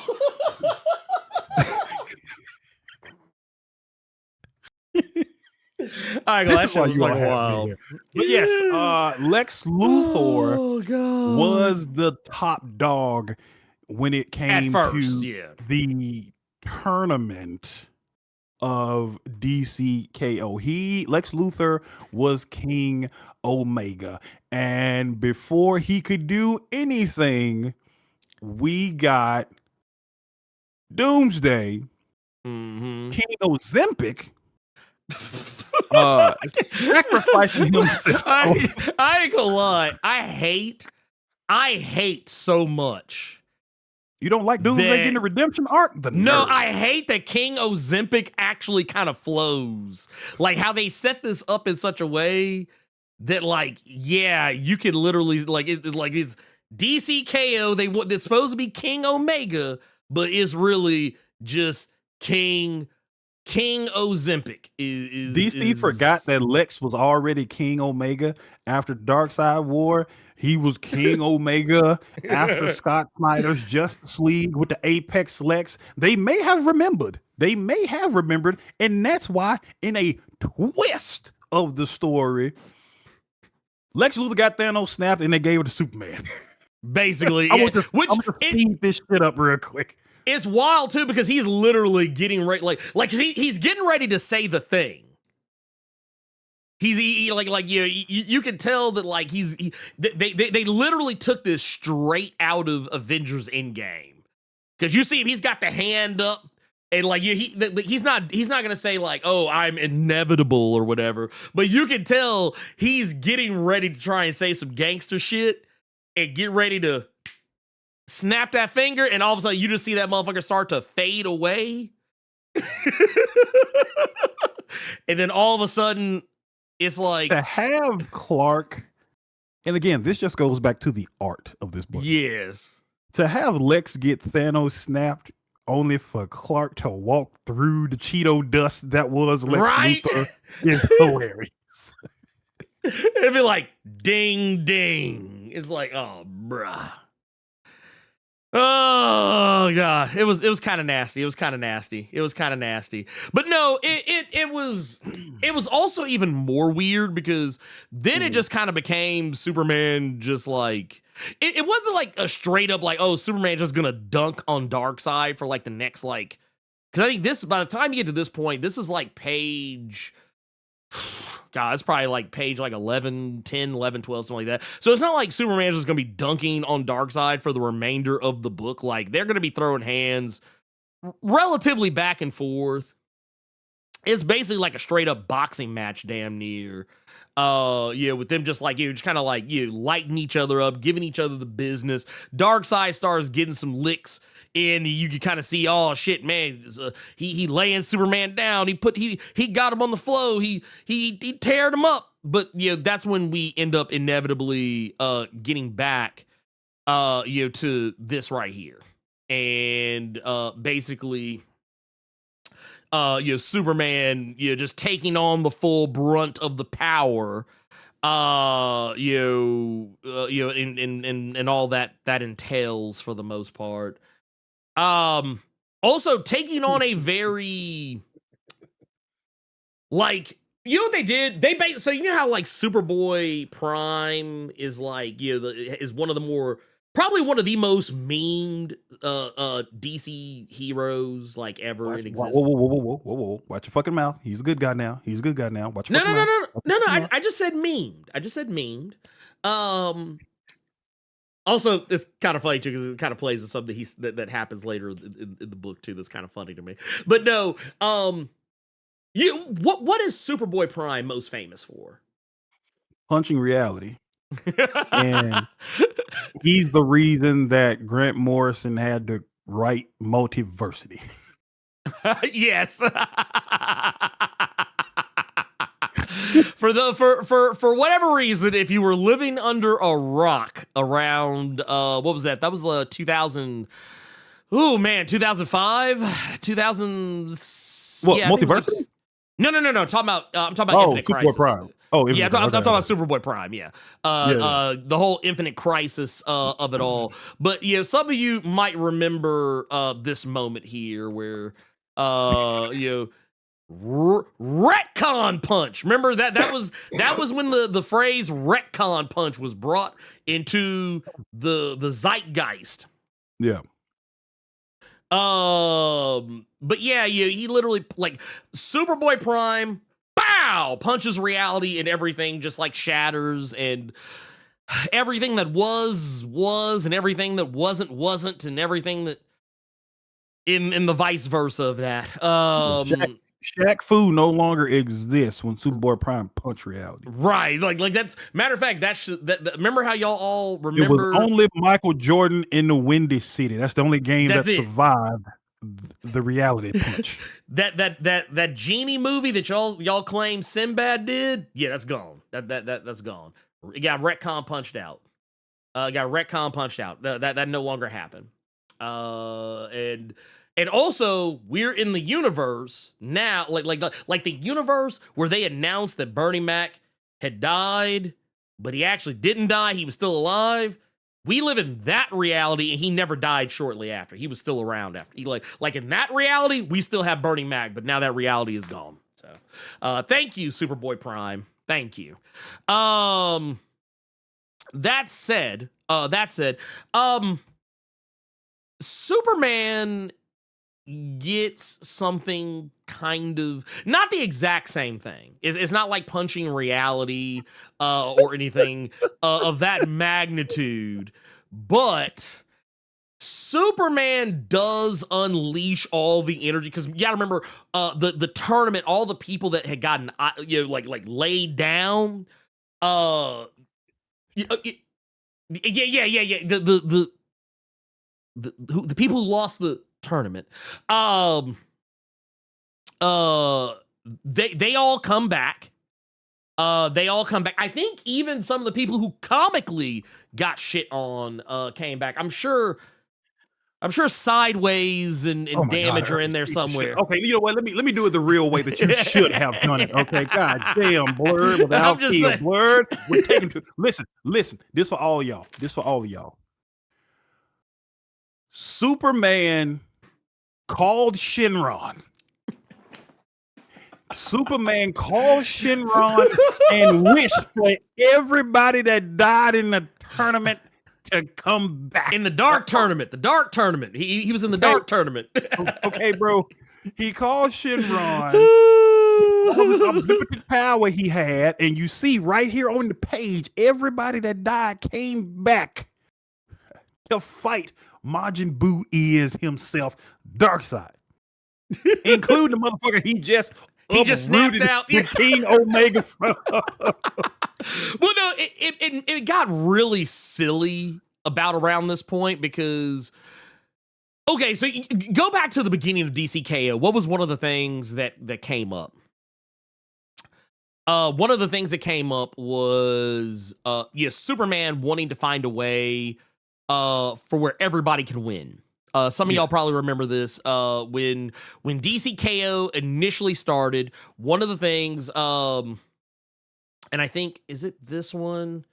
Yeah, I think it's this one right here. Yeah, you see them like, they're playing the game. They're playing the not like Monopoly game. They're playing Life. But they're playing. It's actually more like Life, but like basically it's a game that has them in it. It's Batman, Superman, and Wonder Woman playing with Lois, and they're basically kind of one of the things that Clark keeps lamenting the whole time, while they're kind of going through all this stuff is or actually no, I think it's on this page. Bam, yeah, here it is.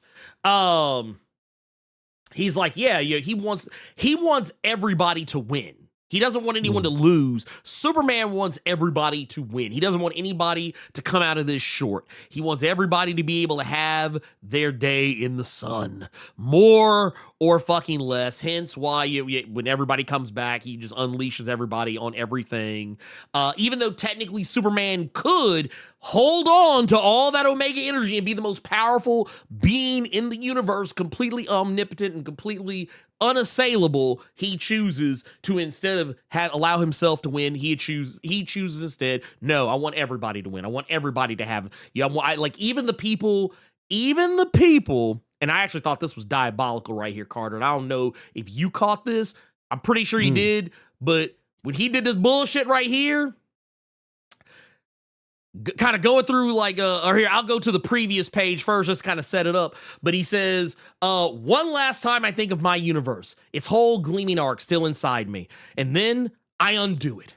Wind it back from its end to its beginning, Omega to Alpha, until the whole thing exists in one single point, a contained creative explosion which I set free. I watch as his power strikes the world I love. A storm of alpha energy that ignites the earth again and again, setting strange new things in motion. And it's beautiful. Our world should always be one of wild beginnings and new starts. I know how tempting it is in dark times to embrace Omega, to seek safety, to look to the old ways or savor some familiar. But let our story be the opposite.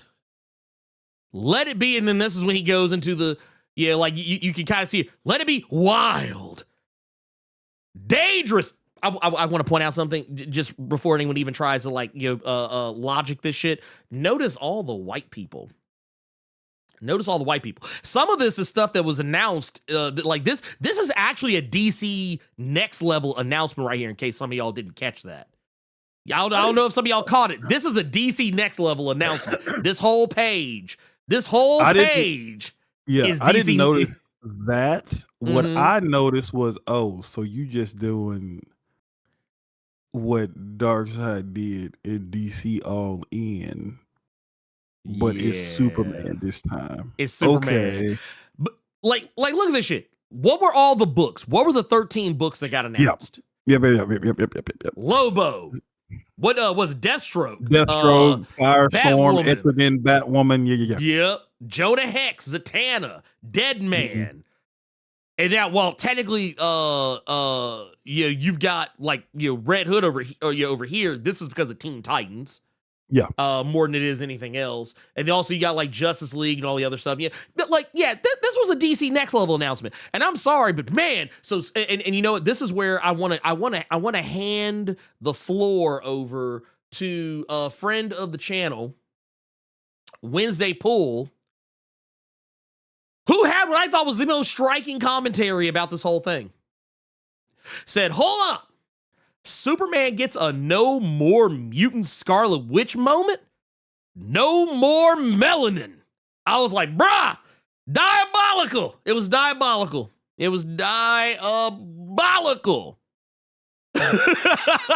No black people, no brown people, trans people, not.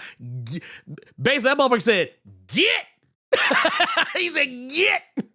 Yeah, basically, Superman, no more niggas. and then here's where it gets even more diabolical, Carter. Did you get to the back of the book? I mean, I want to talk about the stuff that happens, in between. But did you get to that? I think it's one of the last pages where they're doing the DC All In Act 2, and did you notice what they put on there? No, because I was too busy. Can you pull that page up? With Superman kind of in the, not that one, the one. Oh, it's about the this one right here. Yeah. No. The end of it when you see Superman faded a little bit and he's looking at everybody and everything. That last page. Oh, wait, hold on, wait. Let me see if I. If you don't have it, it's fine. It's fine. Cause no, I got it. I got it here. Let's or wait.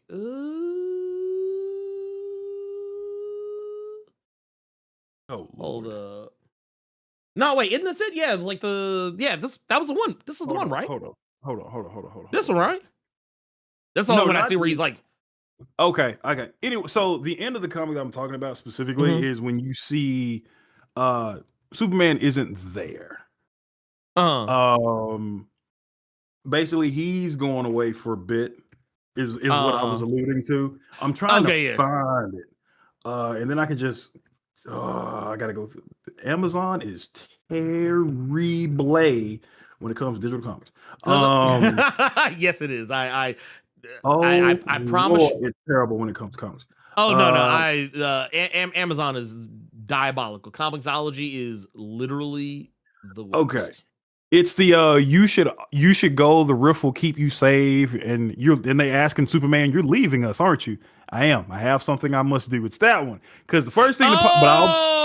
Okay, yeah. Okay, never mind. I see. Yeah. That I was thinking you were talking about one of the splash pages. Okay, now you were talking about before. Which that was before. This is before that, and then it leads to the splash page.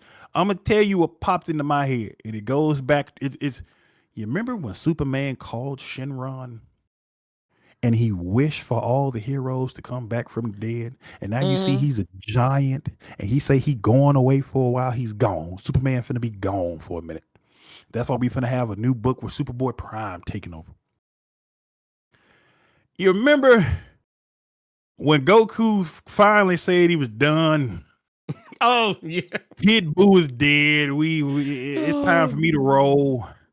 I'm finna just get on this dragon and I'm just gonna ride off the evil dragons. The Omega Shenron is gone too. I'm just gonna sit on top of this dragon and I'm just gonna go. That's what Superman doing right here.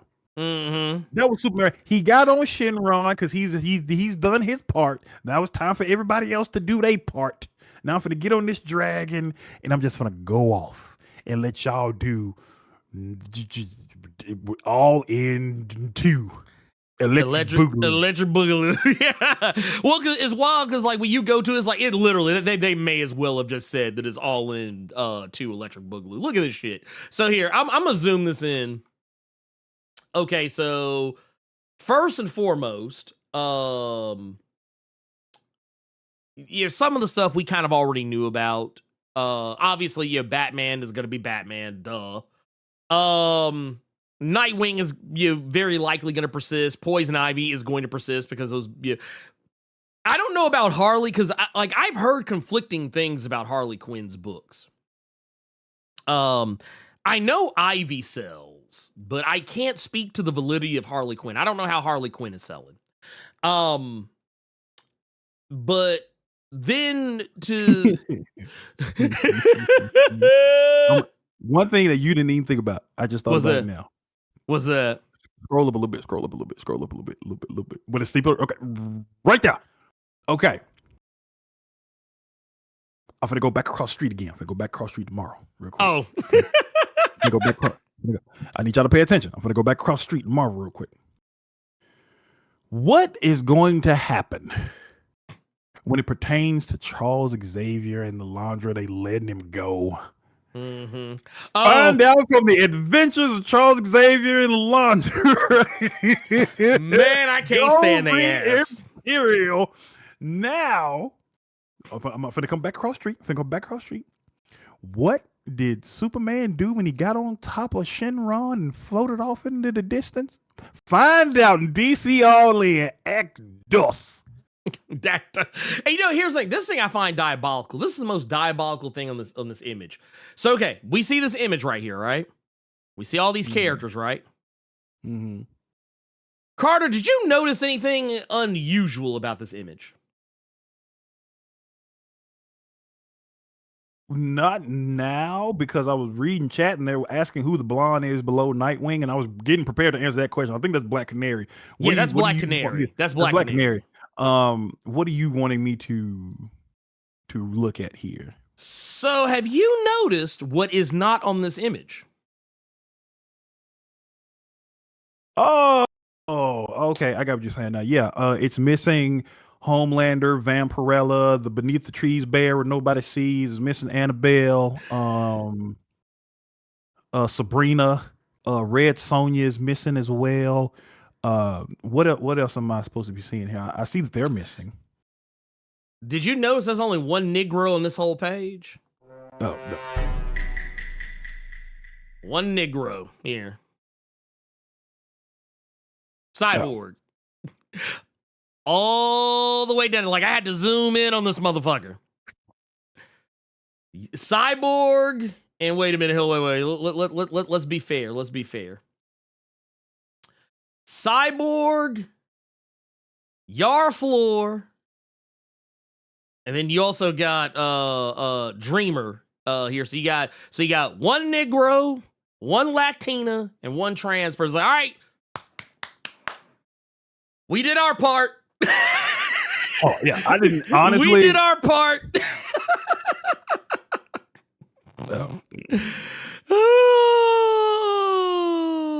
Yeah, what? Yeah, Mike Manhattan just literally said it. Like this right here. This is the energy. Here, nigga, dang, go on, get.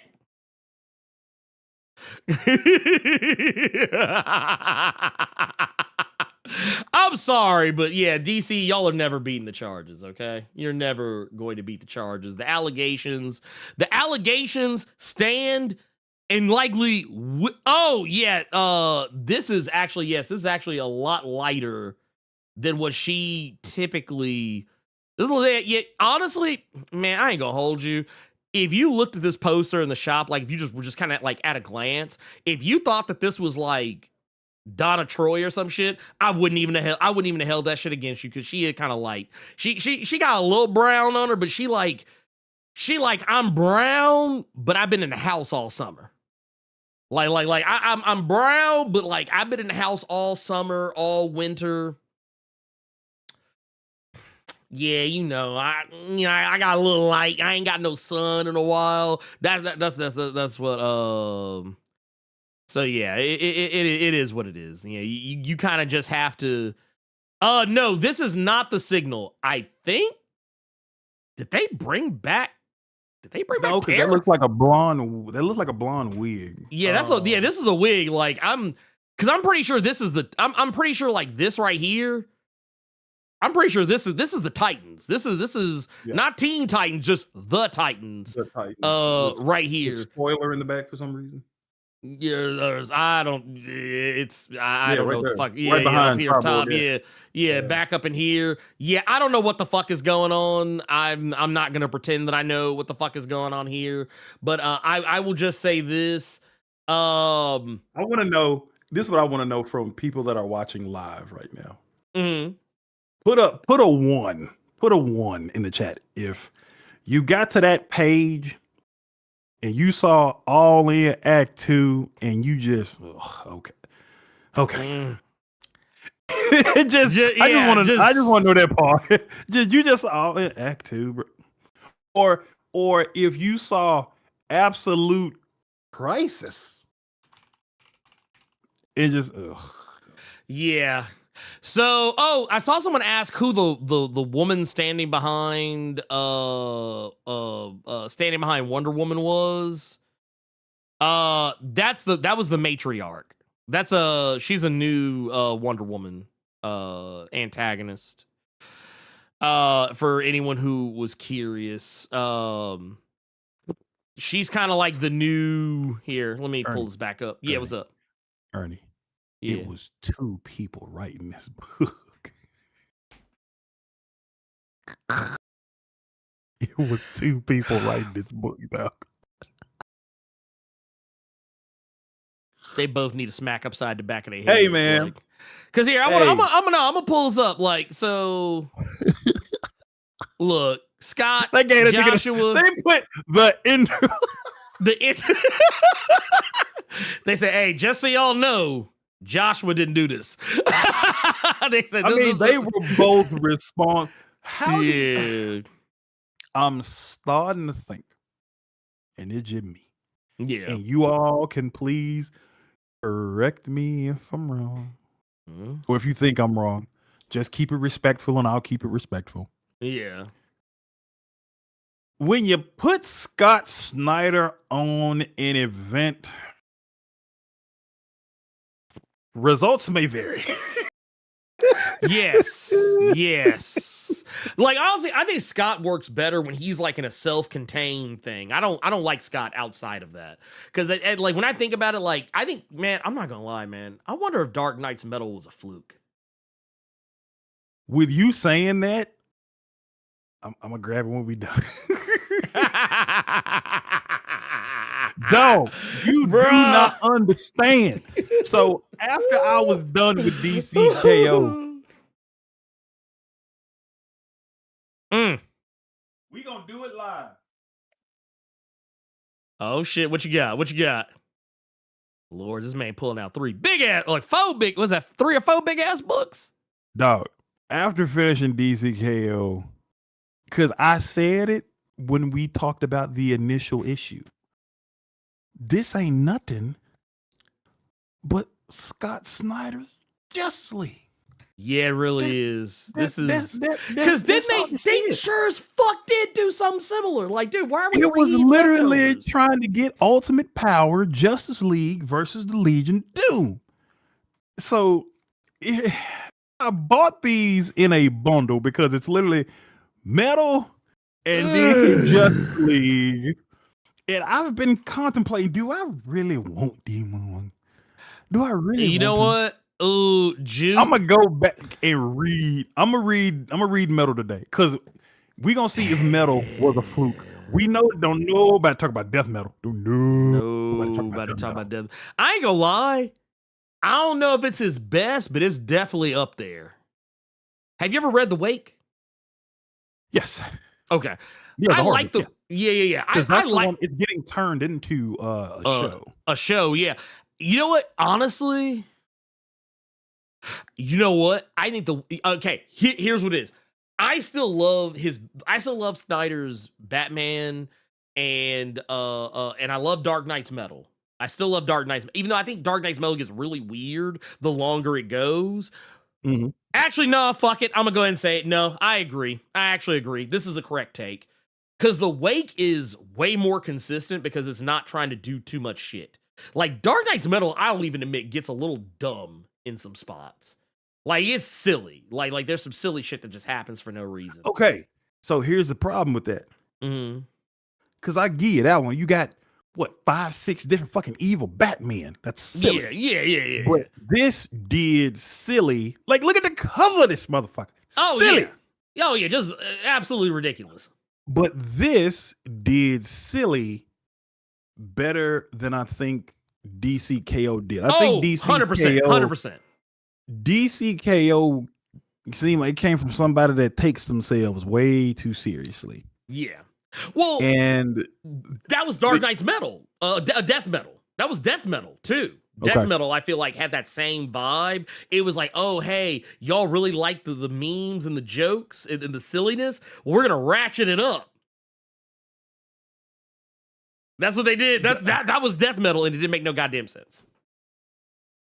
Ugh. I don't know. Look at it like this, y'all. Look at this like this, okay? And then we can talk about we talk about Narco. we can keep it on the horror vibe. And this is one of Ernie's guilty pleasure books that came out this week. I want you all to look at DC K.O. If you're somebody who didn't like it, if you're somebody that thought that's it. I saw Dan Exclaim's little short on it and was cracking up. But oh man, I want you all to look at it like this. Now you can go back to your regularly scheduled program, and if you were enjoying Mark Waid's Justice League Unlimited, now you can go back to it. You ain't got to worry about tie-ins. If you were enjoying Titans, you ain't got to worry about it no more. Now you can go back to enjoying Titans. If you've been enjoying Dan Waters on Nightwing, you can go do that. No more tie-ins, people. No more tie-ins. And if we can keep it a buck, the only tie-in everybody really fucking talked about was fucking Night Fight. But neither here nor there. That's the one saving grace from an event that, in this case, it really wasn't an event. It shouldn't have really been in the fucking event. But now you can go back to your regularly scheduled programming instead of it being a game that took way too long and it went over on time, which cut into the actual TV show you was trying to watch. This one just took a little bit longer to do. So yeah, dude. Yeah. Go back and enjoy the books y'all were enjoying before Joshua Williamson and Scott Snyder told y'all were getting a tournament that y'all really didn't get. 100%. Well, I want to throw something out here too, because I think this is actually bears mentioning. I actually meant to mention it earlier. You know what? In all the wake of all this, DC basically erasing the melanin from their universe. Erasing the melanin from the universe, getting rid of the darkies, getting rid of the brownies, getting rid of all the getting rid of any semblance of diversity. You know what Marvel decided to do while all this DC so white shit was going on? That's like, hey man, ugly ass segue you just did. I know where you're going. Yeah, you know what Marvel said? Marvel said, "Oh shit, I don't know. I don't have a bug in the ear at the Marvel office in this particular regard, but man, I'm gonna tell you right now. Hey, Saladin. How you feel about writing Lucas Bishop? He's like, hey, you wanna give the people what they want? You see what they're saying, man. Look, I can just imagine. Could you imagine Tom? That boy said, "Tom, press the Bishop button." Right? He did. It's like Tom been watching this whole thing because I could promise you, I know what Tom was saying. He was like, "Man, finally, they off my ass. God damn." He said, "Hit the button." He said, "You see they cooking this shit. You see they cooking DC shit over there." Hey, give him another nigga book. We got him. Oh, we got him. Tom was like, oh, Tom Brevoort would. But remember how we used to joke about Marvel whenever like DC would drop some trailer back during the DCEU days? Wait, pause. Before we even, I don't even want to go to that point. I want people to understand. I still don't like Tom Brevoort. Just let me Fuck all that. Yeah. No. This does not mean that. Oh, they like no. Because this is just a mini series. This isn't an ongoing. This isn't because you know how Marvel's going to do. They're still only going to give you. Also, by the way, I want to give. I really want to send my condolences to Murewa Ayodele because he's kind of getting hoed right now over at Marvel. Because I don't know if you've heard the discourse, Carter, but right now Murewa doesn't even know if he's writing an ongoing or a mini series. He's been very vocal. They haven't been transparent about that because he said he was initially told that Earth's Mightiest Mutant was new ongoing. It was initially announced as an ongoing, and now he doesn't even know if it's gonna go past 5 issues. So with all the discourse going around DC right now, I think he can chill for a little bit because they're not gonna cut him loose right now. No, because he with all the DC stuff going on. Yeah. Hold on, watch your mouth. Watch your fucking mouth. You are going to let Lucas Bishop have his luxurious hair. Michael ain't wrong. Mouth. He ain't wrong. No, man, look at this shit. They like, bro. What? I feel like that has a little bit more S curl in there. That has a little bit more pink moisturizer than I have seen Lucas Bishop put in his hair. But that is the classic. You are gonna watch your mouth. You are gonna let that luxurious hair of Lucas Bishop flow. I mean, look at this shit. Just let yourself. Like, I'm sorry, but if this Negro sit on my couch. Oh, there's gonna be some stains on the back of the couch. No. There will not be stains on the back of that couch. You're gonna smell that moisturizer on that couch every time you sit on that side. You're gonna smell the grease. You are going to smell some very potent moisturizer and flowers every time you sit on that side of the couch. Wait a minute. Why is this? This is no chemicals. This is juices and berries. Follow the drip. No, I'm just saying. And we say all that to say Marvel recently announced that Salad and Ahmed is going to be giving everybody a Lucas Bishop mini. I think the last time we got a Lucas Bishop mini was what, War College? Yeah, it was War College. I ran for like I think 5, maybe 6, something like that. So that was and this is going to be another like 5 or 6 to that. I think. Well, no. This is it 5? Yeah, it's a mini series. It's not on. Yeah, this is 5 as well. Yeah. It's now. I will say this. I only care about one thing. Right here. That's all I care about. Okay. Shard is back on the menu. After being in witness protection. Actually, technically, she was just dead. But Shard had been dead for I don't know how long. But and then technically they found a way to bring her back. No. This is not Future Storm. This is his sister. This is Bishop's sister, Shard. She died in Bishop's timeline, but then like they were able to bring her back via a hologram based on like his memories of her and like some other stuff. And then she hung around for a while, and then eventually she just kind of faded off into obscurity. I forget exactly, but she was on the X Factor team for a good minute back in the 90s. But yeah, Shard basically bit the dust, and we really haven't seen hide nor hair out of her since then. So honestly, while I'm happy, I'm happy he's getting the book, but I'm actually more interested in what they do with her. Now, here's my question: since you just put everybody on game when it comes to who Shard is, and you just went through that that whole statement, here's my question to you then. Yes, because we don't know till the book come out. Right, is this going to be current Or is this going to be what they've been doing with Magneto, what they've done with Emma Frost, what they've done with Jean, what they've done with several other characters in the sense of, oh, this is just another miniseries that's a period piece back in the day. This one of them stories you didn't read about that happened during Extreme X-Men or some shit. So no, this is not what that is. So basically, so this is basically what's going on here. So this is Bishop having to deal with a new group of enemies. They're called the Final Brotherhood. And they come from Bishop's future. So they apparently come back to the present. Or basically what it is, basically what they're doing is they go back to the past, basically, to end everything. So it's kind of gonna be a little bit of both. It's technically taking place in the now, but it's also going to be taking place in the then.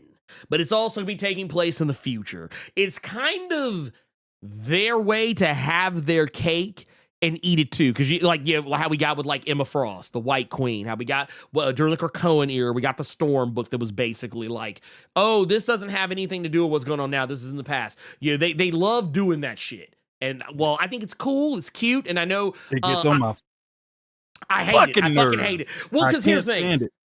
Here, you know what I would rather they do?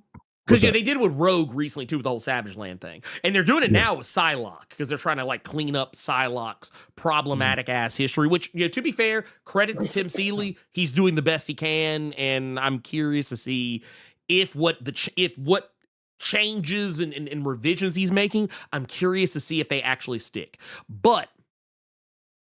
My thing is this, instead of reheating leftovers and revisiting, like in the case of Emma Frost, I think it's okay because it's like, all right, and even in the case of Storm, like you're giving context to some shit, or maybe like telling a story that maybe could have or should have been told back then, but just never was, or maybe trying to give like reasons behind why things are the way they are or whatever, blah, blah, blah, whatever. My thing is, honestly, I'm more interested in Marvel re-releasing those original stories where these new stories they're trying to tell in that timeline take place. Case in point, I don't know if you know this about what's going on with the X-Men, Carter, but we are getting the Outback X-Men back this year. I don't know if you heard about that. It's your fucking fault, dude. Whoa, what happened? When you say the Outback X-Men, I just hear that fucking X-Men cartoon you made me watch with that Australian Wolverine. Oh, yeah. That's where my mind went to. X-Men. Well, so basically, now this is another one. It doesn't take place. This is Steve Orlando, by the way, that is going to be on this one. But basically what they're doing is they're going to be going back to the Outback X-Men era, which, like, to be fair, this was my era of X-Men. This was the era of X-Men I came in on. And while I know some people kind of laugh about it, this was actually the era of X-Men that's responsible for every X-Men thing. Like the oversaturation of X-Men that you got for years to come, because this was objectively one, like at the time the Outback X-Men was a thing, X-Men was at the height of its popularity. Like people were eating that shit up. That was why X-Men kind of blew up even more. And this was a team that had fucking Dazzler and Longshot on the motherfucker. But yeah, the Outback X-Men, this is back when Psylocke was not yet a ninja. Can you zoom in on Brother Summers in the back real quick? Can you zoom in? Yeah. Tad, just a tad. Matter of oh shit, whoa. That was actually way too much. Sorry, too much mustard. So let me see if I can. You know what? You can scroll down with the woo. Yeah, Lord, this is it doesn't think like right there. You can go back up to that one. You can go back up to that one. Look at see. Are you talking about the helmet? Yeah, you lost me right there on the book. You lost me right there. You lost me right there. I know I'm in the minority. I know. But that stupid ass shit on Havoc's head, you lose me every time. I mean, that's fair. That's fair. Stand it. That's fair. It's Honestly, it was the time. But what I will say is this was a very popular X-Men team. So, matter of fact, that's kind of where your Pride of the X-Men stuff kind of came from a little bit as well. But yeah, they're going back to it. Steve Orlando's going to be doing the writing for it, so I'm excited for that much. But yes, that also kind of speaks to my issue that, well, yes, I appreciate that. I would actually rather they just release an omnibus of the original Outback X-Men, because that's also another thing a lot of people don't remember about the Outback X-Men. This was also around the time. Remember how y'all loved that life death shit that was in X-Men 97? Do y'all know where it came from? Like, some of y'all may not know where it came from, but I'm just going to say right now, that's where that shit came from. It came from the Outback era of, like, life death was happening in and around the exact same time.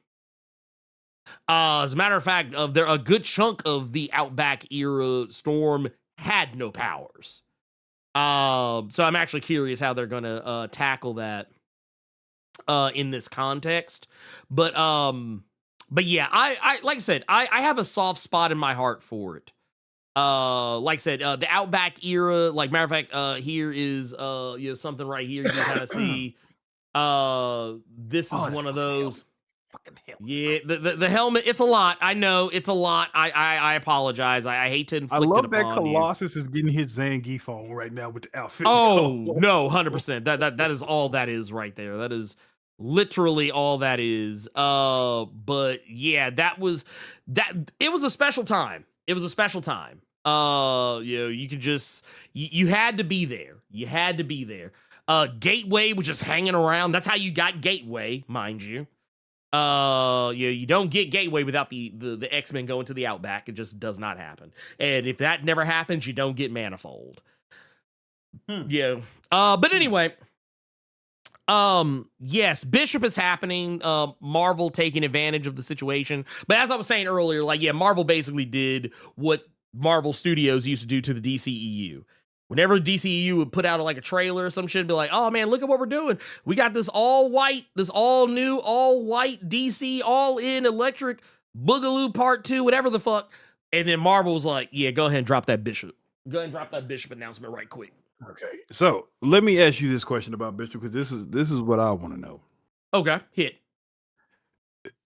Looking at Saladin Ahmed's track record, because again, Saladin Ahmed is who's going to be taking over this book. He has done previously Daredevil. He's done Wolverine. He's done Miles Morales. He's also done Black Bolt.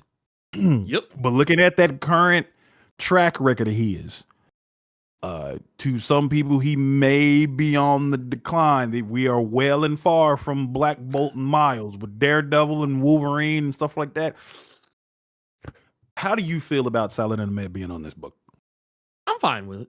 I'm fine with it. Okay. I think, honestly, I think this is one of those where he might get to kind of spread his wings a little bit. I think he might get to spread his wings just a little bit. Oh, and to answer the question, I'm almost positive. I'm pretty sure it's going to be Betsy Psylocke.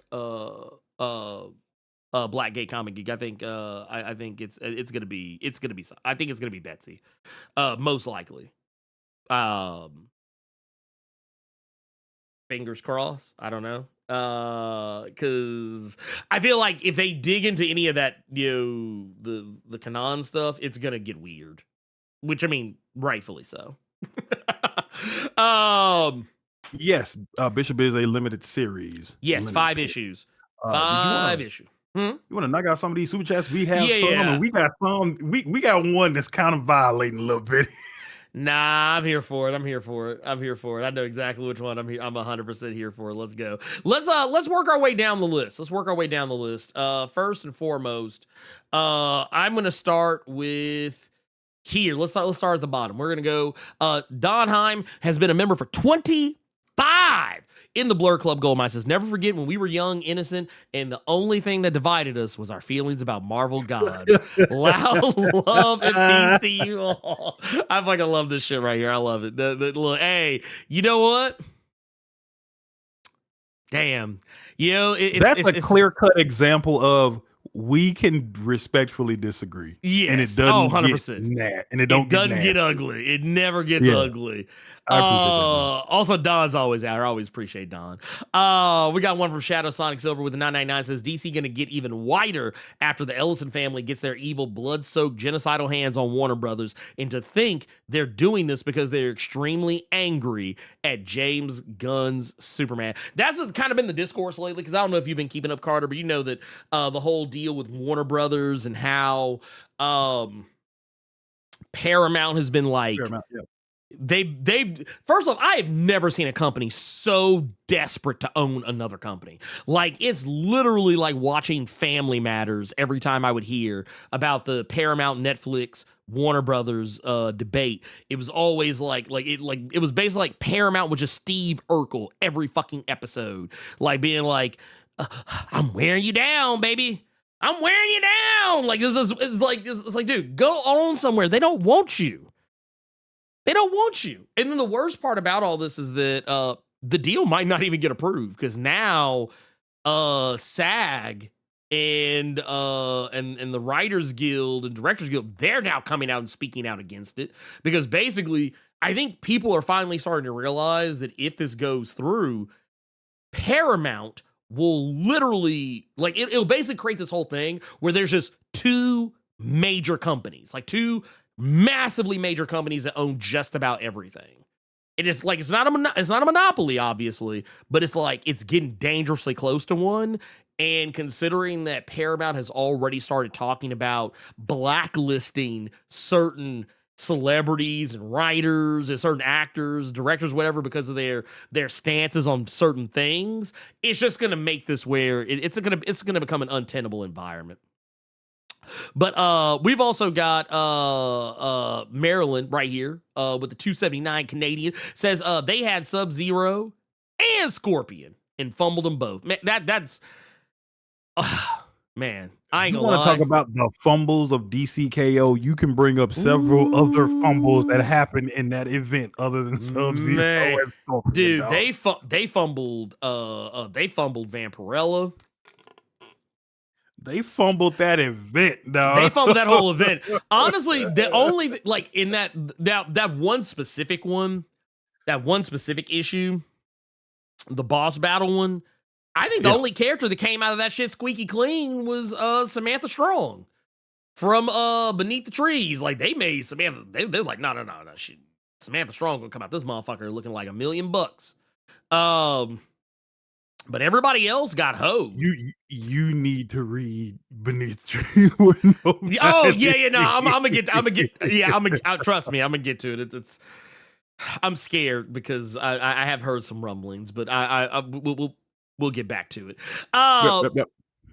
This also the homie out here, Antoine Ghost Mitchell, Poe Archery Media, says just want to show love out here vending it at a comic convention. Hey, by the way, go show some love to Sankofa's Embrace, please and thank you. I've been getting, actually, by the way, I'm gonna text you here in a little bit, Antoine, but I have a funny story to tell you.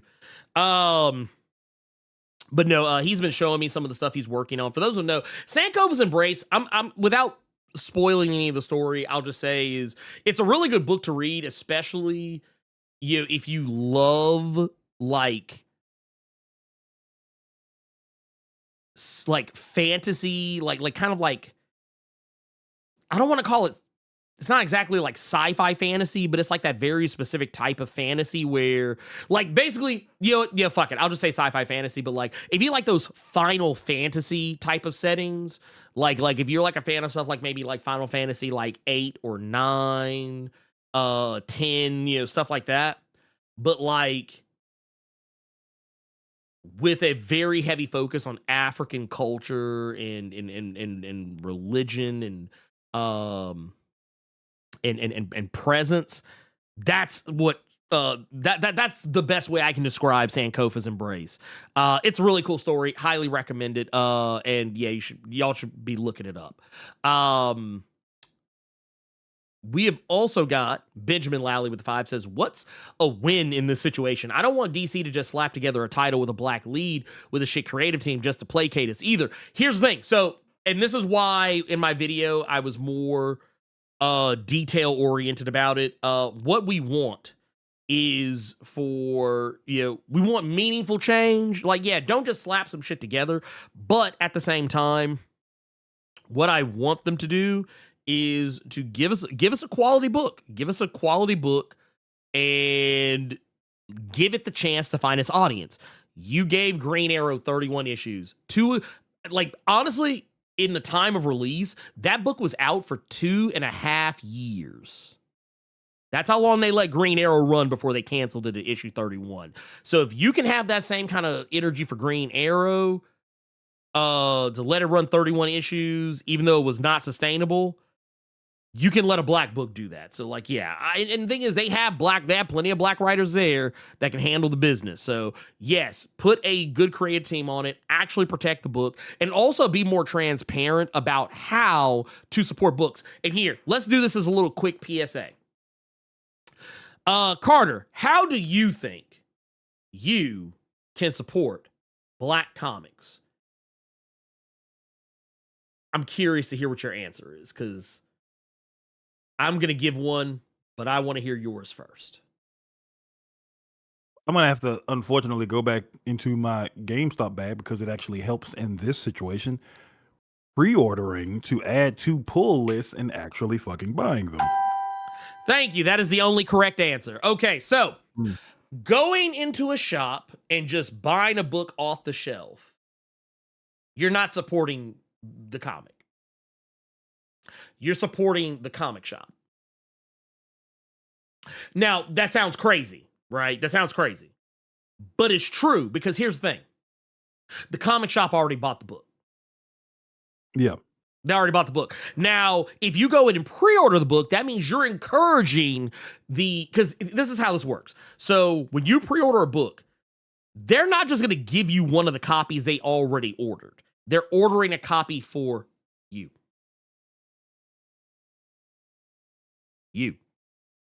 So when you pre-order that book, companies look at those numbers. They look at the sales data. I said it in my video. The reason why we got a metric shit ton of Thundercats and Dynamite is because people were fucking pre-ordering that shit. The reason why Poison Ivy is, creeping up on issue 50 now, after only originally being intended as a 12-issue limited series, is because people were pre-ordering the fuck out the book. So yeah, don't stop. And the thing I kept seeing a lot of people say that I find really dangerous is when people were going into the shops looking for the Coda incident, I saw a lot of people saying, man, I couldn't get it. I couldn't get it. I couldn't get it. I couldn't get it. And I'd be like, did you get it? Did you get your pull list? No? Damn, that's crazy. Damn, that's crazy. You would have gotten it. Yeah, and not trying to be mean, but it's the truth. It's the God's honest truth. So yes, you need to pre-order the book. Pre-ordering the book is way more useful. Okay, let's look at it in terms of numbers. Buying the book, like walking into the shop after having pre-ordered the book and buying it, that is a 100. That is super effective. We're going to use Pokemon terminology. Super effective. Super effective. Walking into the shop, having not pre-ordered the book, hoping that the book is in stock, and then buying the book has no effect.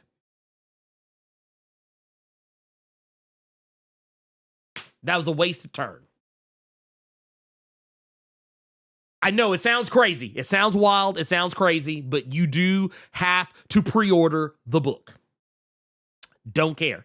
I know that, we want to be like, they'll probably have some. No, don't do that. If you want that book to survive, you need to be pre-ordered. The book needs to be on your pull list. And say you want all issues. There you go. No, that's actually not true. This is actually not true. But I get the energy. You said it before. I get the energy. So, and also, here, and I'm also going to come to this one too, because this is also very, true as well. But I'm gonna get to this one. But yeah, what is this? Hold on, this is nasty work right here. Anyway. But no, black editors. Okay, so here's the thing. Yes, having black editors helps. Marquise Draper is like, I think, the only black editor in DC Comics right now. I think there were 2 at one point, but one of them I think is gone. But yeah, Marquise is literally the only Negro in the office, and he is fighting for his fucking life. Like honestly, I know it sounds crazy, but yeah, that's stupid. All right, not that one. I meant the other one. But you get the energy. You get the energy. He's fighting for his fucking life, basically, is what's happening here. He is fighting for his fucking life. That's what he's, matter of fact, he is literally out here begging for like a tag in. You ever watch like old?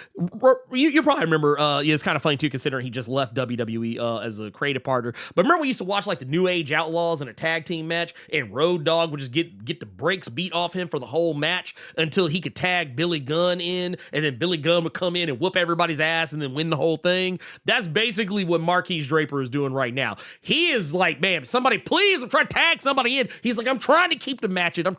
He's kicking out after every finisher, and he is trying his ass off to try and make this shit work. He is trying to make black books happen, but here's the thing, and he even kind of intimated as much, he can only do so much. He's just one dude. So it's up to us. So yes, having the black editor helps, but it also is incumbent upon us to support the books. And here's the thing, this is why I said at the end of my video, I said, look, you need to do this. Vote with your dollars. I walked into my LCS last week and I told them, take every DC book off of my pull list that does not have a black character or a black person on the creative team. And that's not me saying, oh, I'm going to walk into the shop and just buy the books. No. They're in my pull list, so they're going to be ordered because I asked for them. And then I also want to take it a step further to highlight what Monumental Comics just said. Tell your comic shop to order some and also buy them. You can't just let them sit in the pull box and stack. I mean, you can't do like y'all see me do. I let my shit stack up a little bit, but that's because I don't go into the shop like every single fucking week, every single time. I just don't have the time to sometimes. But, like a lot of what I do is either like digital by way of previews or digital by way of Global Comics. Back in the day, in the nasty days, I was on Comixology like Carter. I can't do it. I'm sorry. I can't do Comixology. That's a bridge too far. If I had a choice between Comixology and nothing, it would just be nothing. I'd be like, well, I don't read comics no more. Because fuck that shit. But no. Oh, wait. Did I chastise Gail for not having it? I love how it auto-corrected Gail to fail. That's nasty. For not having it in her pull list, I did not. I almost said something, but I was nice. I was nice. Oh, we got Tubes in 50 months. Goddamn, fuck. Jesus Christ. 50 months in the goddamn silver mine. Says, Milestone is a Tulsa of comics. You goddamn right. Goddamn right. And like Tulsa, it is it is a watershed moment. It's a watershed moment to show you how shit was, could have been, could have been, and probably will be. LL Melvin right here, the 5 says a rising tide. I meant to have this back up here. Rising tide lifts all boats. Remember, people, and even though some people tried to disagree with me about that shit, here's the thing. When I say rising tide, I don't mean everybody's making money. I mean everybody has an opportunity. If they move accordingly, and this kind of goes back to the thing I was talking about earlier, instead of crying and singing the blues about how your book didn't do good, maybe you should use the opportunity to build on, you know, maybe getting some more eyes on your book, as opposed to trying to tear down somebody else to big yourself up. It's kind of like, you know, I kind of alluded to this earlier when I was talking to Carter, because he asked me if I saw Sal's video about the Dakota incident. I said, well, yeah, and I even commented on y'all. Some of y'all probably saw it. I said, well, I agree with, you know, most of what Sal said. I do find the amount of Miles Morales slander in this video to be diabolical, because basically he was big upping Static, but he was tearing down Miles to do it. And it's like, don't do that. I'm sorry, Mr. Straight White Man, don't do that. Don't do that. Don't do that. That's a bad look. That's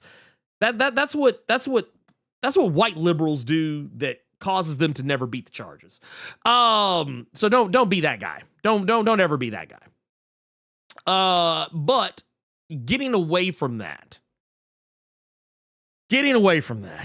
I think, yeah, people need to use your platforms to, instead of tearing down somebody else to make yourself feel better, maybe instead uplift, so you may also be uplifted along with that. That usually goes a lot farther. Anyway, Blackgate Comic Geek with the $4.99 says Milestone is now in their main continuity. The smartest idea is Superman is gone temporarily. Who can stand in? Icon. DC, so what? And you know what? Honestly, this right here, DC won't do it, but guess what? It is the right move. I think this is the correct move. It should be done. Why not? Why not Icon? Honestly, if DC was smart, here, hold on. Carter, I'm curious what you think about this. In this ugly ass picture right here, that's actually not, this is a very beautiful picture, but I'm just saying it's ugly because of the lack of melanation in it. But when I look at this corner over here and I see all these super white people, man, the fact that Icon, hell, the fact that Steel ain't over there is very telling. The fact that they ain't even got Steel, either one of the Steels over there. But like, yeah, it's like, yeah, you got the Superman family, but you ain't got nothing else really going on over there. Look, we see some Green Lantern shit popping off over here, but man, I don't see no John, I don't see no Joe. That'd have been a prime opportunity, maybe have like in this corner, have a little Icon in there somewhere. Somebody in the chat said that there somebody by the Green Lanterns, I think, was a trans character. Wait, I have to scroll back up and see, but apparently somebody that's next to the Green Lantern, that's a new trans character named, I think they said Galaxy or something. I think they said the character with the green hair. They said that's a new trans character. So then they got so they got two. Well, technically they have three, but not in the picture. But you know what we're talking about. But how do I feel about Icon being there, or not? Rather, not being there. It's like you could have had Static in here somewhere. You could have had Icon. You could have had Rocket. You could have done something. But apparently, because I know that.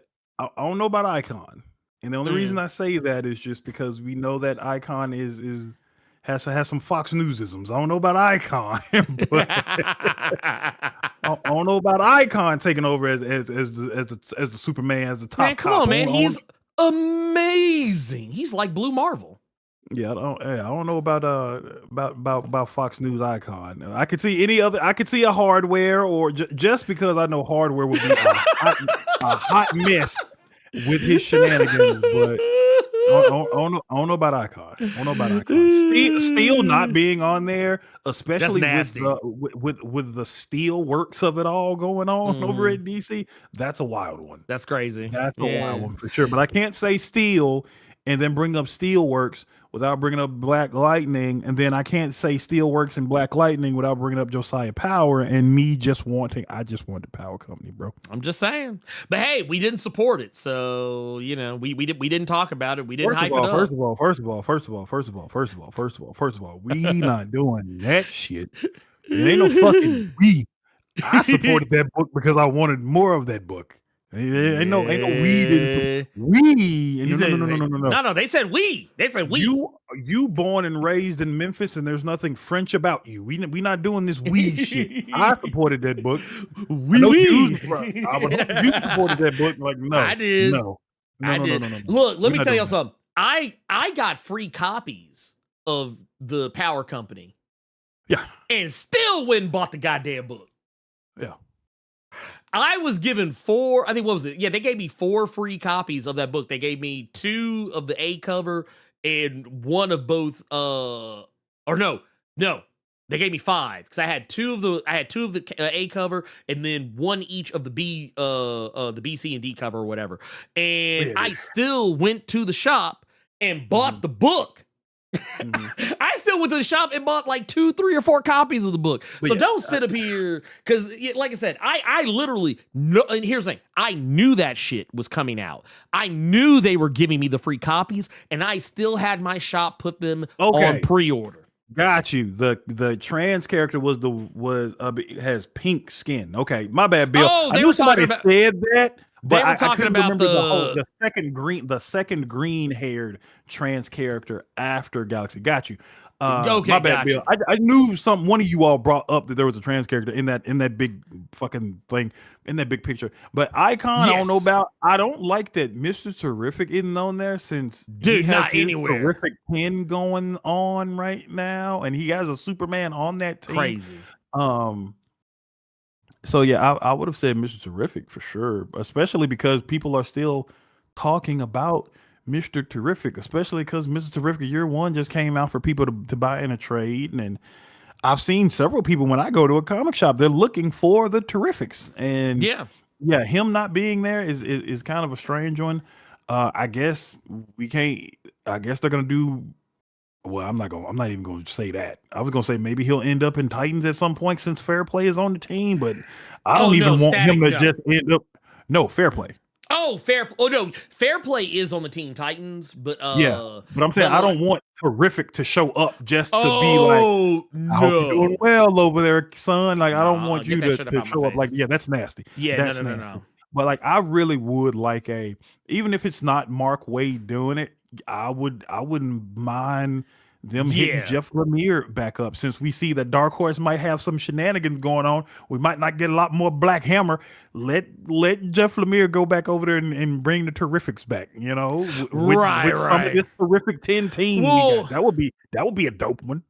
This right here, Gavin just kind of hit the nail, like I said, just the lack. The absolute lack. Yeah. Like literally, and I said this last night when I was on Jay Penumbra's live.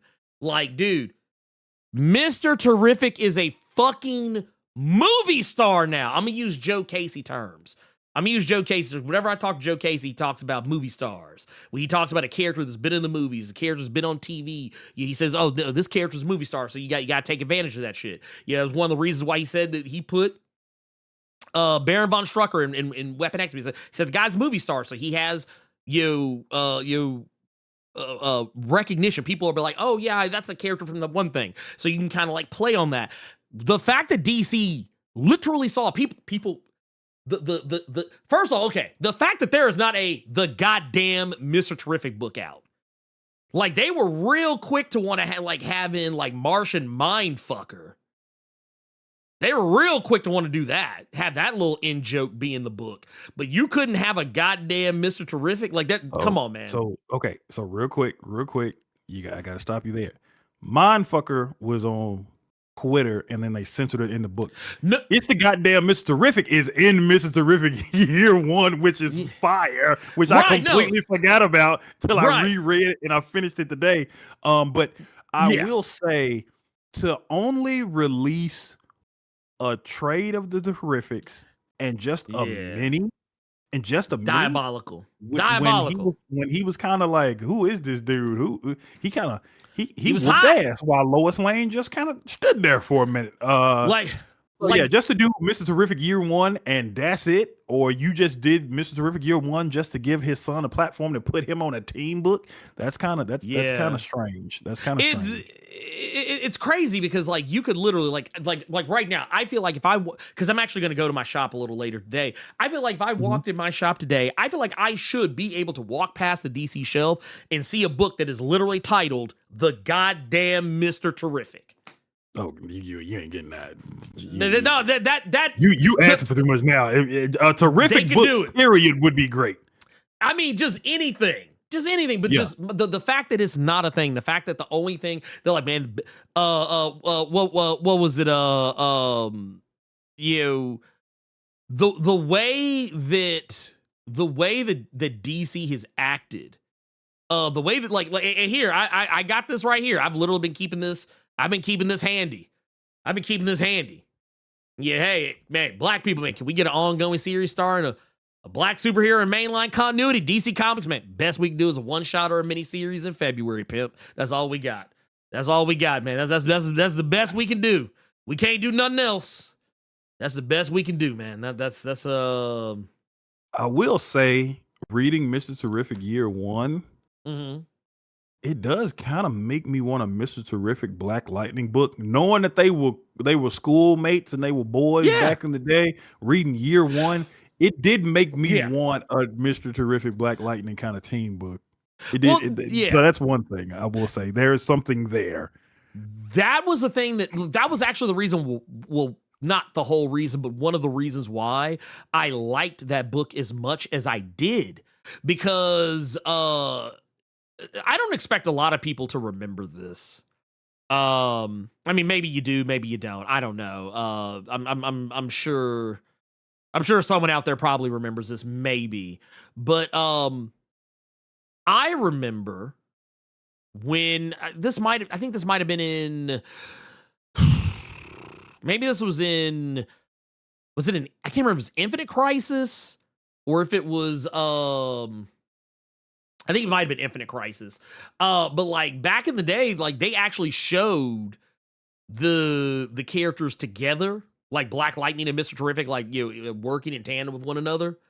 And they kind of played it up as though they didn't really know each other. Like they were meeting each other for the first time and couldn't tell that the other person was the other person. So when they went back and did Mr. Terrific Year 1 and actually had them as like old friends, and even also roping, because that's also the other thing people forget about, is that Jon Stewart's wife, or not Jon Stewart's wife, but Black Lightning's wife is related to Jon Stewart. Like, so that's why, like, you can kind of pull that's how you can pull Jon Stewart into that little trinity. Wow. So like that's a story. You can tell something off of that. So it's like that was why they kind of were tangentially talking about Jon Stewart in that book.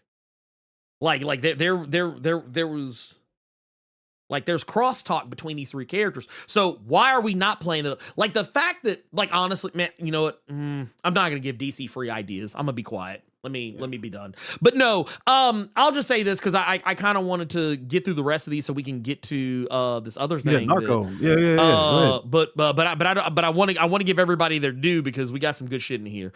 We got the Hundo Bomb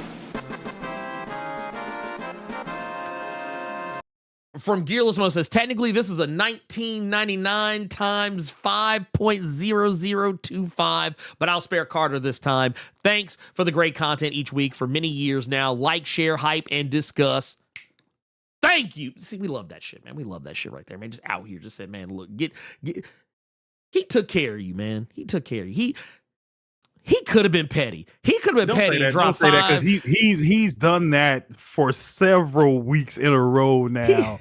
Where you're supposed to be ending the show because we've gone way over, and it's some 1999s that start creeping in there real quick. And I guarantee you, he has some evil snickering that he doing behind his phone, behind his PC, in his living room somewhere. So we're not gonna act like he has not done it before. But thank you. But he could. Thank you for that 100 Gearless Mo, as always, bro. It's much appreciated. Ping Rose plays with the 499 says, "What's up?" Knackers. Y'all did it. Knackers. Just a congratulations right quick for DC So White and Dakota Incident hitting reprint. We owe it to y'all. Real power. Yeah, shout out to Ernie. Shout out to Jay Penumbra. Yeah, For shout out sure. Captain Diesel. Shout out to all of you. Wednesday Captain Diesel as Pool, well. Shout Dr. out to K.O. Knight. of course, and shout out to BJ everybody Kicks. for Dakota Incident hitting that second reprint. We got Mike Manhattan with $2 saying DC Woohoo! probably. Brown Bomber written by Quan Mills. I already see you finna get timed out at some point. 'Cause first you said DC gonna hire Eric July and them, but now you doing super they chat better just say not. some shit like that, boy. Dion Kendall with $1.99 saying DC need to promote so we know what to pre-order. I know you said Yes. pre-bid, but I know you meant pre-order. They nasty about that in every Yeah. way, shape, or form. If it ain't Superman or Batman, I am actually shocked, and I think it is a blessing that Poison Ivy has made it as long as it has, because DC sure shit didn't promote that book. No. Oh, did I tell you what happened, Carter? What's that? Did I tell you about the trailer that Joseph Illich paid for out of pocket that DC didn't even promote? No.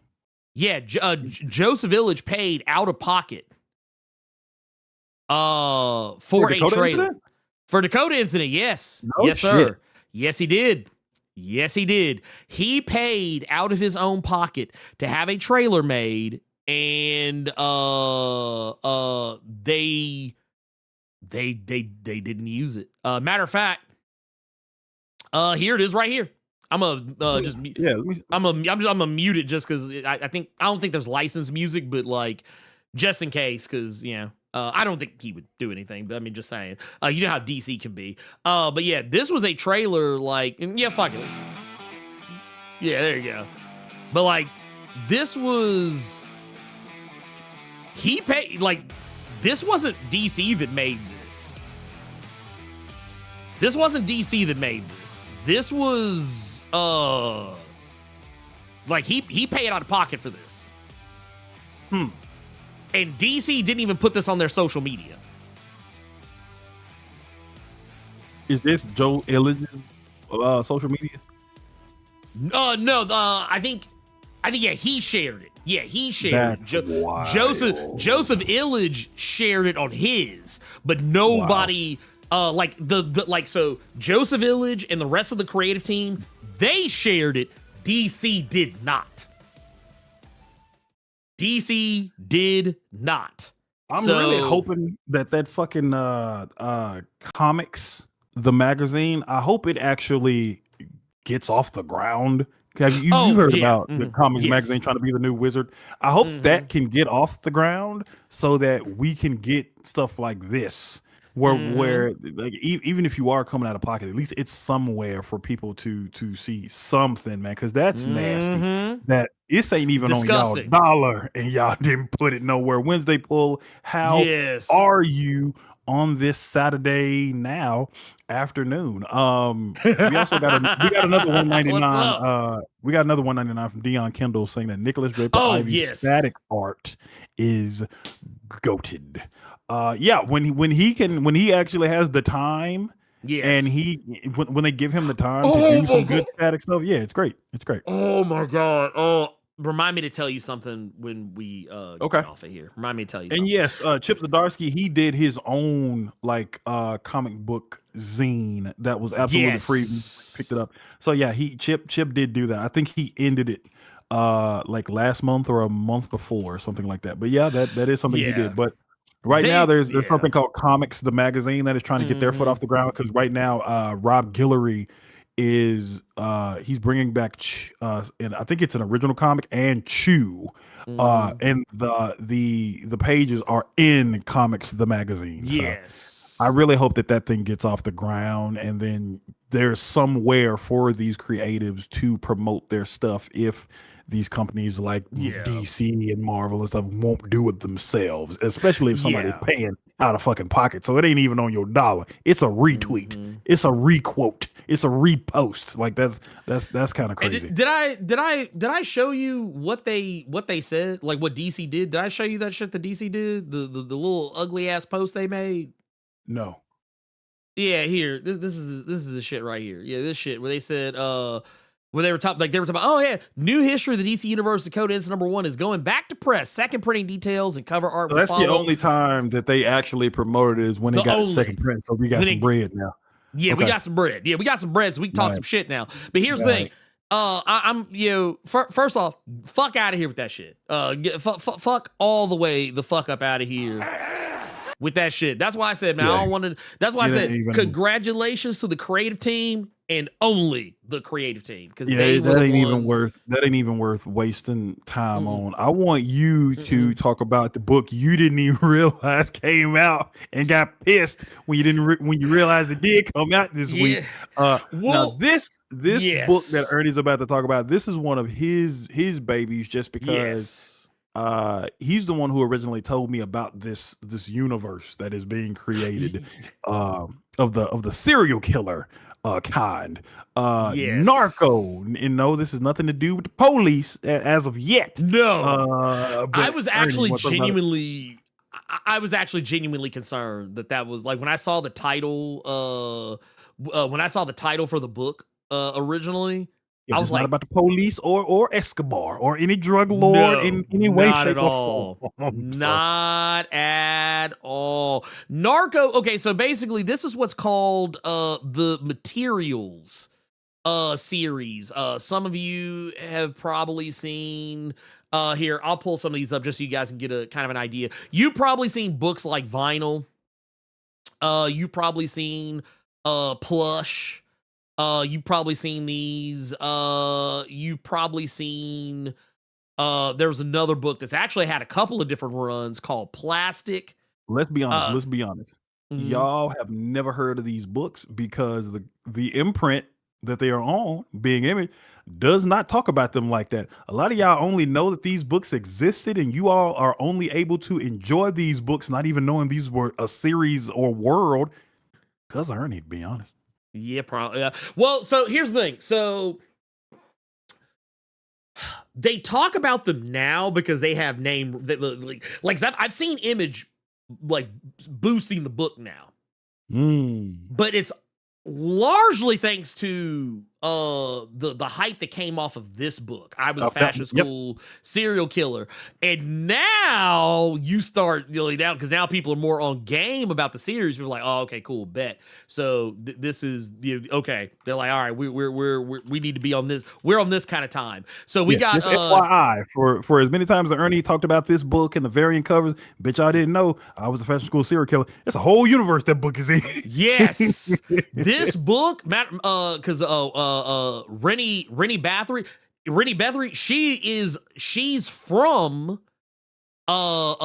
from this book, Vinyl. This is actually where you really first see her in action, is in this book. You want to tell them a little bit about this whole universe in this world real quick? So basically, and here I'm gonna pull this up just so you guys can kind of see what we're about to talk about here. Yeah, this is the one that came out this week.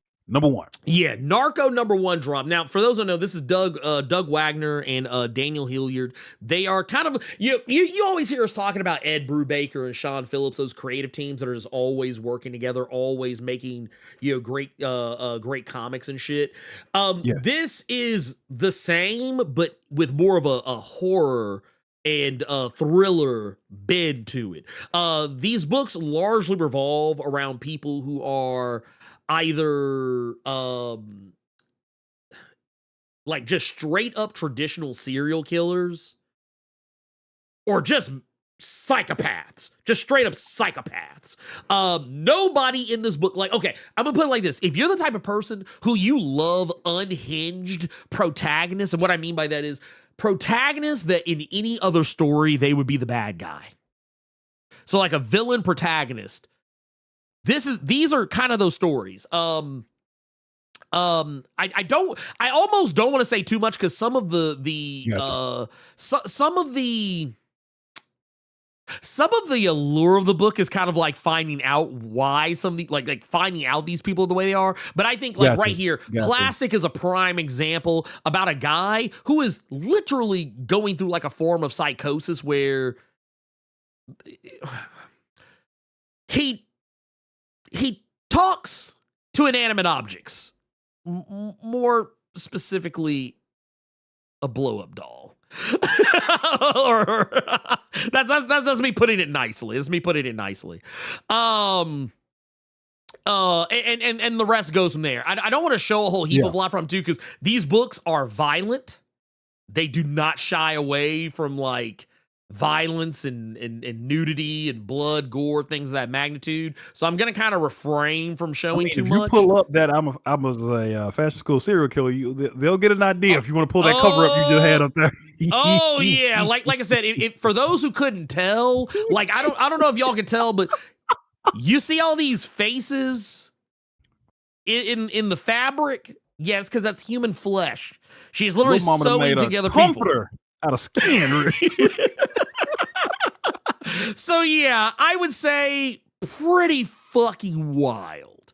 This is what the Blerd Without Fear is reading, y'all. Motherfuckers making comforters out of skin. Yeah, and also the wild thing about Rennie is that like she's an otherwise relatively, don't you say like, normal, boy.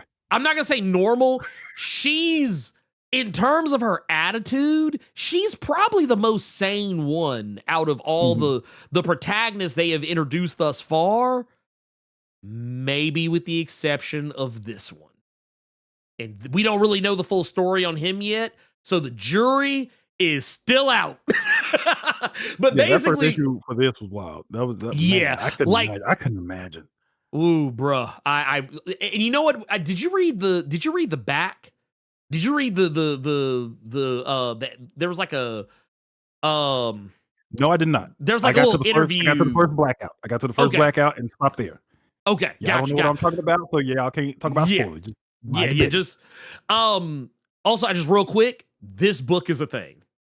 Plush is a thing. These characters are unfucking hinged, and this motherfucker in the middle is the most unhinged of them all. Just letting you know, in case you were wondering. But no, Narco exists in the same universe where all of these characters reside. And some of these characters know each other. Some of these characters mention each other.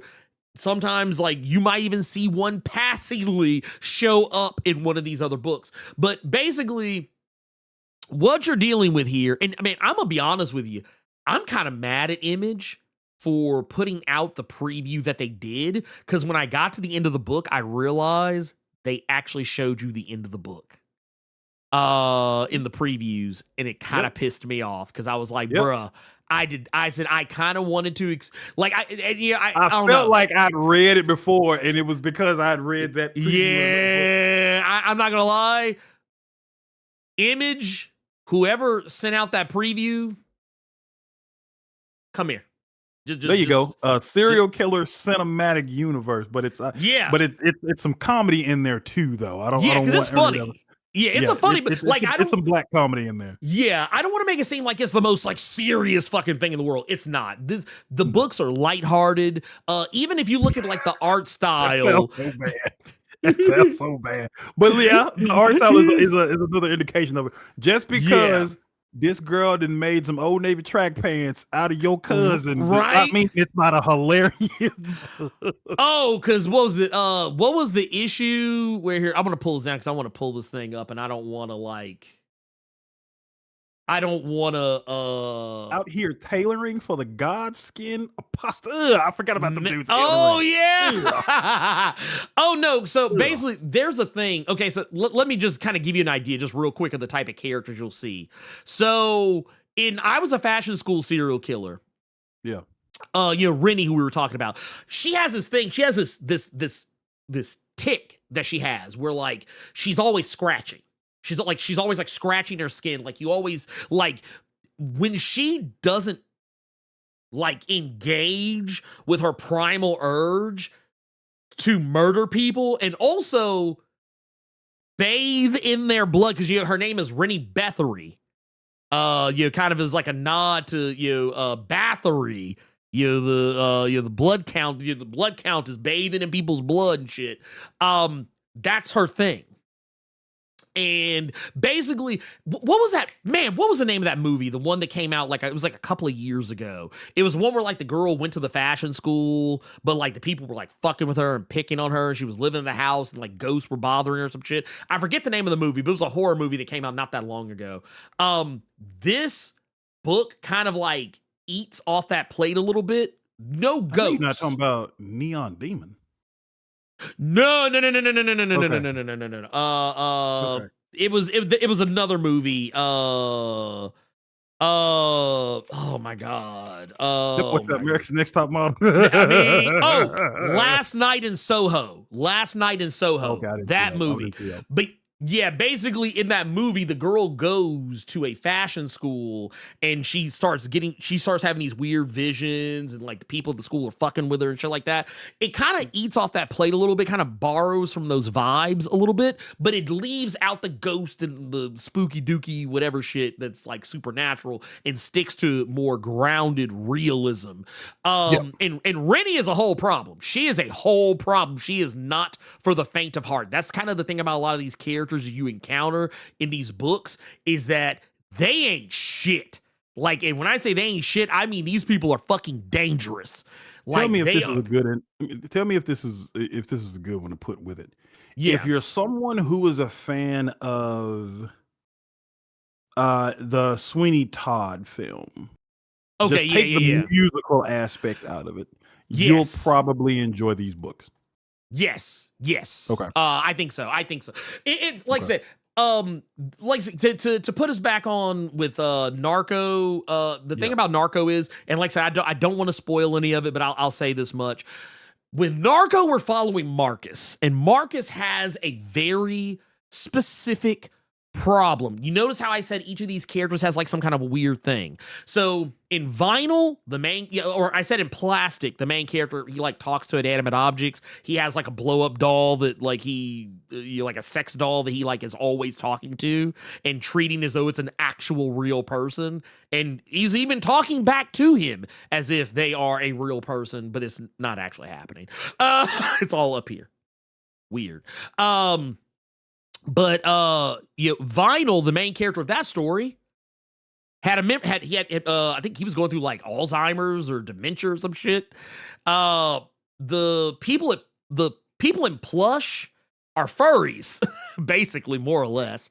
Like they're like extreme furries though. And of course, as I already mentioned, I was a fashion school serial killer. The main character, like they have like a skin thing where they have to like bathe in blood to keep their skin moisturized. So if they don't do it, they get the scratching thing. Using blood for lotion. Man, and the thing is, it's diabolical. Well, this one is a little bit different. Marcus has a very specific issue. If he gets too like excited or too like nervous, or like if his heart rate goes up to a certain level, he passes out. Like he just, boom, gone, done. Like he's like, if he gets too worked up in any way, good or bad, seemingly, he passes out. He blacks out, as a matter of fact, and has no knowledge of anything that's happened. It's almost like, honestly, Narco is technically, like we were talking about earlier, how Narco is supposed to be like, we're like, hey, this isn't like the Netflix show Narcos or anything. We're not following any cops or DEA or anything like that. It's Narcos for narcoleptic. Though I kind of feel like as we go through the book, I feel like we're going to learn it's less narcolepsy and more of a fugue state. Is what that's my guess. But that said, here I'm going to pull up a couple of things here. Where did it go? Here it is. So in Narcos, or in Narco, I just did it. In Narco, this is actually a pretty good spot right here. So there's this girl that Marcus really likes. He's really into her, and he lives next door, like kind of in the same like apartment building as her or whatever. And one day he's sitting up there, like he's actually trying to push himself. And notice how pay very close attention to the fact he has a football helmet on. Pay very close attention to that, because because he's on a treadmill, if he falls, he might hit his head. So he's trying to protect himself. But he ends up like, he's trying to, he's trying to, I guess, push himself to his absolute limit. And he's like, oh man, I'm going to try and, man, I'm thinking of all the right things I want to say. I'm thinking of all the right stuff I want to say to get the girl. Like, I really like her. And man, I just really want to, I don't want to mess this up. And you notice, and this is kind of where we get to some of the, like, what they showed in the preview. I'm not going to show the thing they actually showed, but just know that, like, he basically overhears that the girl he's interested in is having a fight with her boyfriend. It's starting to get a little physical, or at least it looks like it's about to get physical. And he gets worked up, and thus is where we kind of start seeing how, even more so the circumstances by which he passes out. Like in the very beginning, you kind of you get a taste of it. And I love the way they do it, where like, you see him kind of going through, like, his heart rate's getting worked up. And all of a sudden you just kind of see him like kind of fade into this blackness. And then like, the next panel is just a big old ink splash of black. And then you come back and it's like, oh shit. More black. And then, oh shit, okay, he's awake. And like, you get the idea, like, he is trying to figure his shit out. Mm-hmm. Well, in this book, I feel like this isn't much of a spoiler. He's really into like serial killers and like doing like being on serial killer blogs and like learning more about serial killers, talking about serial killers. You even see some points, if you really pay close attention to the things that are on his like laptop, you see people saying, oh, I'd be careful talking about stuff like this on the internet. Yeah, his whole blog is he used the Pop-Tart serial killer blog. That's why, because somebody asked what's up with the Pop-Tart in his mouth. Yeah, that's why. He loves Pop-Tarts, bro. But I promise you, while we don't know the answer behind why things are happening to him, like what is going on, because like I said, there is gonna this is a book about serial killers, so surely people are going to die. We don't really know how he is connected outside of his interest in serial killers, but I promise you, when we get to issue 2, shit's gonna be crazy. He's a true crime guy. But the thing is, he is kind of the like super true crime. Like, he is like, you might worry about him true crime kind of guy. And he's not like a guy who doesn't have friends either. I actually like that Doug did this with this book. He's not devoid of friends. Like, don't think for 5 seconds he's some kind of like a loner geek who doesn't have anybody to like hang out with. He does. He has friends. He has people in his life that like give a shit about him. Like, they actually, like, these aren't like, they don't bully him. They actually like try to encourage him to like go talk to the girl, and they love him. You can tell like, I love the like, he kind of told this story about a guy who's kind of struggling with something, but not trying to make him seem like he's some kind of a fucking pariah because he doesn't have friends, or that, oh, it's a male loneliness thing. It's actually like focusing on the heart of the issue as opposed to like the bullshit that people throw out just to not deal with the problem. But yeah, I like this book a lot. Like I said, I wish I could share more. I wish I could say more, but it's one of those, honestly, I really want y'all to go buy the book and read it for yourself, because I promise you, if you do this, you'll probably end up becoming like me. I went on Global Comics. That's actually how I read Plastic the first time. Is I read it on Global Comics. Pretty much all this stuff is on Global Comics now. I read Plastic, then I read Vinyl, then I read Plush, and by this point they had another Plastic out. Read that, and all that shit, and I had been hooked. Hooked, I tells you. Absolutely hooked. So yeah, Narco is that book. Also, Carter, did you catch, I don't know if you got a chance to see this or not. They had a really interesting little thing at the back of the book that I thought was cute. Anatomy of a cover. So they did the whole thing where like they kind of introduce you to some of the other characters. Like here, I'll zoom this in so you can kind of see it a little bit better. But like right Okay, here, I can see this. Yep. Okay. I can see this. Okay. So see how they got I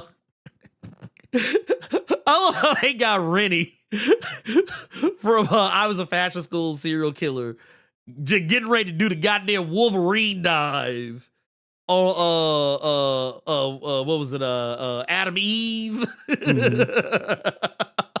Got the wild motherfucker from Plush jumping on on robot.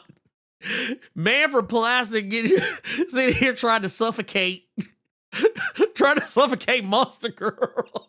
Yeah, I thought my ass thought that was Ash from Evil Dead. I thought they were trying to do something. Okay. No. This is dude from Plastic. Okay. And then they got the dude from Vinyl with the guy that got the teddy bear mask on. Yeah. That's the dude from Vinyl messing And with this fool Duplicate. is pouring Pop-Tart dust and Pop-Tart crumbs on fucking Mark. Okay. You know what I love about it though? Because What's Mark that? ain't as invincible as his name would imply. It probably would have knocked him out. It probably would have knocked him the fuck out. I don't know. Shit, you never know with Invincible sometimes. But yeah, I love this cover. I love this cover. I thought it was pretty fucking cool. But no, that all of that was a native saying. I think you should go check out the book. It is really good. It is a solid start. And I'm not gonna ask y'all to just add it to your pull list sight unseen. Go check it out. Go read it. If you like it, if you think it's something that you want to get jiggy with, go to your local comic shop and ask them to put it in your pull list. I would also say if you want to try and get your hands on some of the other books, I mean, obviously, you can go to a shop or go to Amazon or like a bookstore and probably find them. But if you want to find them all in one place, you can go to globalcomics.com or use the Global Comics app. As a matter of fact, here, let's do this. Oh, by the way, Carter, I got a new phone. My shit finally got taken care of. I haven't even talked to you since then. Remember when I told you that like I had to wait for my phone? For the new one, I had to get a replacement until I could get the new one because it didn't come out till the 10th. Yeah. Well, guess what I'm holding in my hands right now? I'm holding the one that wasn't supposed to get here to the 10th. It literally showed up after we spoke. What's up? But yes, so now I got the Galaxy 26 Ultra or whatever the fuck. But no, so Global Comics, that is one thing I'm actually going to miss about the other phone. I'm actually going to miss that shit so much. And open this shit no I more. can't open it up no more. But just like the rest of us, fucker. Yeah, I'm a regular nigga now. Just regular phone, man. This is terrible. But no, so right here, I've got vinyl. You can't really see it, but yeah. That is vinyl. I got it pulled up on the phone. All of the Material Series books are on Global Comics. You can read it that way. If you have an unlimited subscription, you can just read whatever the fuck you want on there as far as like the trades and shit like that. Though I will say they're like new release date comics you do have to pay for. Those like if you're buying comics, like, so case in point, if you go on Global Comics and pick up Narco, you will have to pay to read the first issue of Narco. But if you have the unlimited subscription, you get a discount on that purchase, and then all the other books that are already on there you can just read. But anything that is like new release, you do have to pay for. There is that. But that's yeah, I'm gonna make a executive decision. We are, let's see, where are we at? You know, we got a super chat, and then we're gonna get up out of here because you know what? I'm hungry. Okay. I want to eat, and we'll save questions and things of that nature for next week. And this was just an easy one. This is actually a pretty easy one.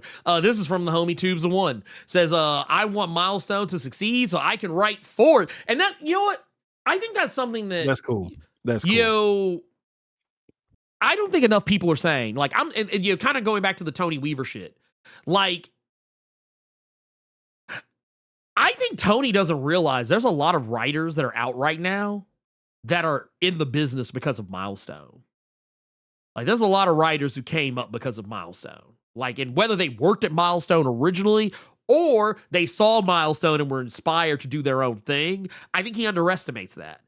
Like, I promise you, the black indie comic space would not be what it is today without Milestone having come before it. And Milestone would not have been a thing if All Negro Comics didn't come before it. Now, that being said, I think that's a worthy thing to to strive for. To say that, man, I want this to, because I feel the same way. I would love to write for Milestone. To be able to say I wrote something for Milestone, I would love to have been able to say that. To be like, man, I got to write, like, even if it was a one shot, I'd be like, man, I got, or like a 2 or 3 page story in an anthology book or some shit. I would love to have been able to say that. And I would not, and honestly, and I think Tony also underestimates the notion that if the Dakota incident did not succeed, we would not be hearing from Milestone again for a long time, if ever again. And I think that's the thing people keep losing in this conversation. Like, yeah, I'm sorry, but, and also, let's keep it a buck. While I support black indies, not all black indies are created equal. So you're literally asking people to support black indie comics sight unseen. And I'll say it right now, because people got a little mad at me when I said not all black indie comics are created equal, that there's some bad ones out there. Y'all don't get the emails I get. Just saying. Not to mention, just look right over there at Black Sands or the Rippaverse. Those are terrible. Objectively terrible. I'm like, honestly, they should be paying me to read their books. Jesus Christ. But no. I think it is admirable. And this is why the Dakota Incident campaign, why the DC So White campaign, these are the reasons why these things need to happen, because honestly, we need to be the change we want to see. And when I say go support Milestone, I'm not saying go support Milestone and fuck every other black indie comic book that's out there. No. I'm saying buy Milestone too. Buy black indie books too. This is not an either or. This is not a binary choice. This isn't Mass Effect fucking 3, okay? Hell, this isn't even Resident Evil 9, where it's like, hey, do you pick destruction or do you pick hope? Do you pick the red option or the blue option? Are you paragoning or are you renegading? Like, that's not what we're saying here. You have the ability to do both. Just like two things can be true at the same time, two things can happen at the same time. So, I said, leave Mass Effect out of this. Hey, but it's true though. It's true though. Also, real quick, I just want to give a real quick shout out. Second Chronicle said, thank you, Ernie, for the Power Fantasy recommendation. I'm hooked and just read the new issue. Well, hey, you have us both to thank for that one. Read the other comment he put with that, though. It's happening again. It's happening again. You know what? I think I saved that one a while back, so I don't know if I still have it. So he said, thank you, Ernie, for the Power Fantasy recommendation. But he also said, thank you, Carter, for the Ghost Pepper recommendation. Oh, I didn't see that part. Oh, my God. It's happening again. Oh my God. Okay.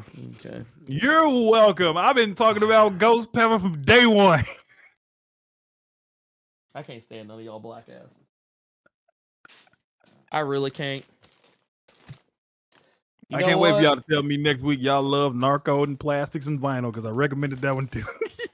You know what? I can't stand not damn one of y'all. Well, that's the show. Getting credit for another thing I didn't recommend. It's great. It's a great feeling. I swear to Christ. Jesus Christ. Anyway. I appreciate it. That's the show. This was a y'all are welcome. Y'all are welcome, goddammit.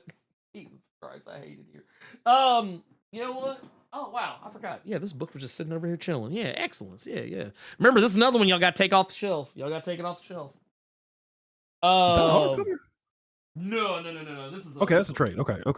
I wish.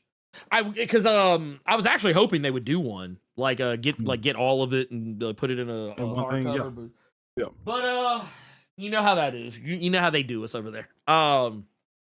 Anyway, thank you all for being here. Thank you all for doing the thing. If you haven't done so already, hit that like button on the way out. Come back for the VOD later. Hit that hype button if you're watching on mobile.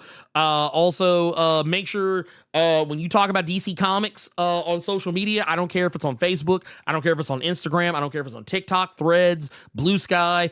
God help you if you're still on fucking Twitter. I can't help you if you're still on Twitter. But yeah, hey, if you're there, yeah, use it there too. Wherever you are, use the hashtag DC So White. Use the website, share the website, dcsowhite.com. Also, be careful in subreddits because a friend of the channel, Bernie, one of our cosmic beings out there amongst amongst Earth's mightiest subscribers, they got banned from a subreddit for posting about DC So White. So be careful. Be careful. But honestly, them banning Bernie from the subreddit, that tells me everything I need to know about that subreddit. So anyway, but yes, Bernie got banned. Bernie got banned. I hate to see it, but Bernie's been good. Bernie's been out here on social media, literally posting every single day, making a new image every single day to post for each day that has been passing since they found out about the DC So White campaign. They've literally been taking like on day 1112, 13, 14, 56. Every day they've been taking that picture and posting and saying, shame on you, DC, for not doing the thing. So I appreciate that. That's called allyship. That's called allyship right there. That is how you move. Fuck being an ally. That's an accomplice. That's an accomplice, and I love to see it. Anyway, for that, I say we're done. Carter, hang around for a minute because I have a funny story to tell you. But in the meantime, thank you all for the love. Thank you all for the support. We'll be back next week, obviously. Duh. I don't know what the fuck we're going to talk about yet, but there'll probably be some things. I don't know. Carter, do you think should we finally pull the Band-Aid off and talk about Criminal? Should we finally do it? I got to finish it. Oh shit, that's right. Wait. How far off are you? I only have up to volume 5, and my heroes have always been junkies. Okay. I love that story. That story is fucking wild. Did you finish that one? No, because I stopped reading all of it. I stopped reading all of it to go read the Fade Out. Let me know when you finish My Heroes Have All Been Junkies. Let me know when you finish that one. Cause yeah, it's wild. Well, that said, once again, thank you. Well, maybe we'll talk about the Fade Out then. Maybe we'll talk about the Fade Out or Reckless or something. But yeah, until next time, for Carter Presents, I'm the Blerd Without Fear. And DC Comics. We're coming for you now.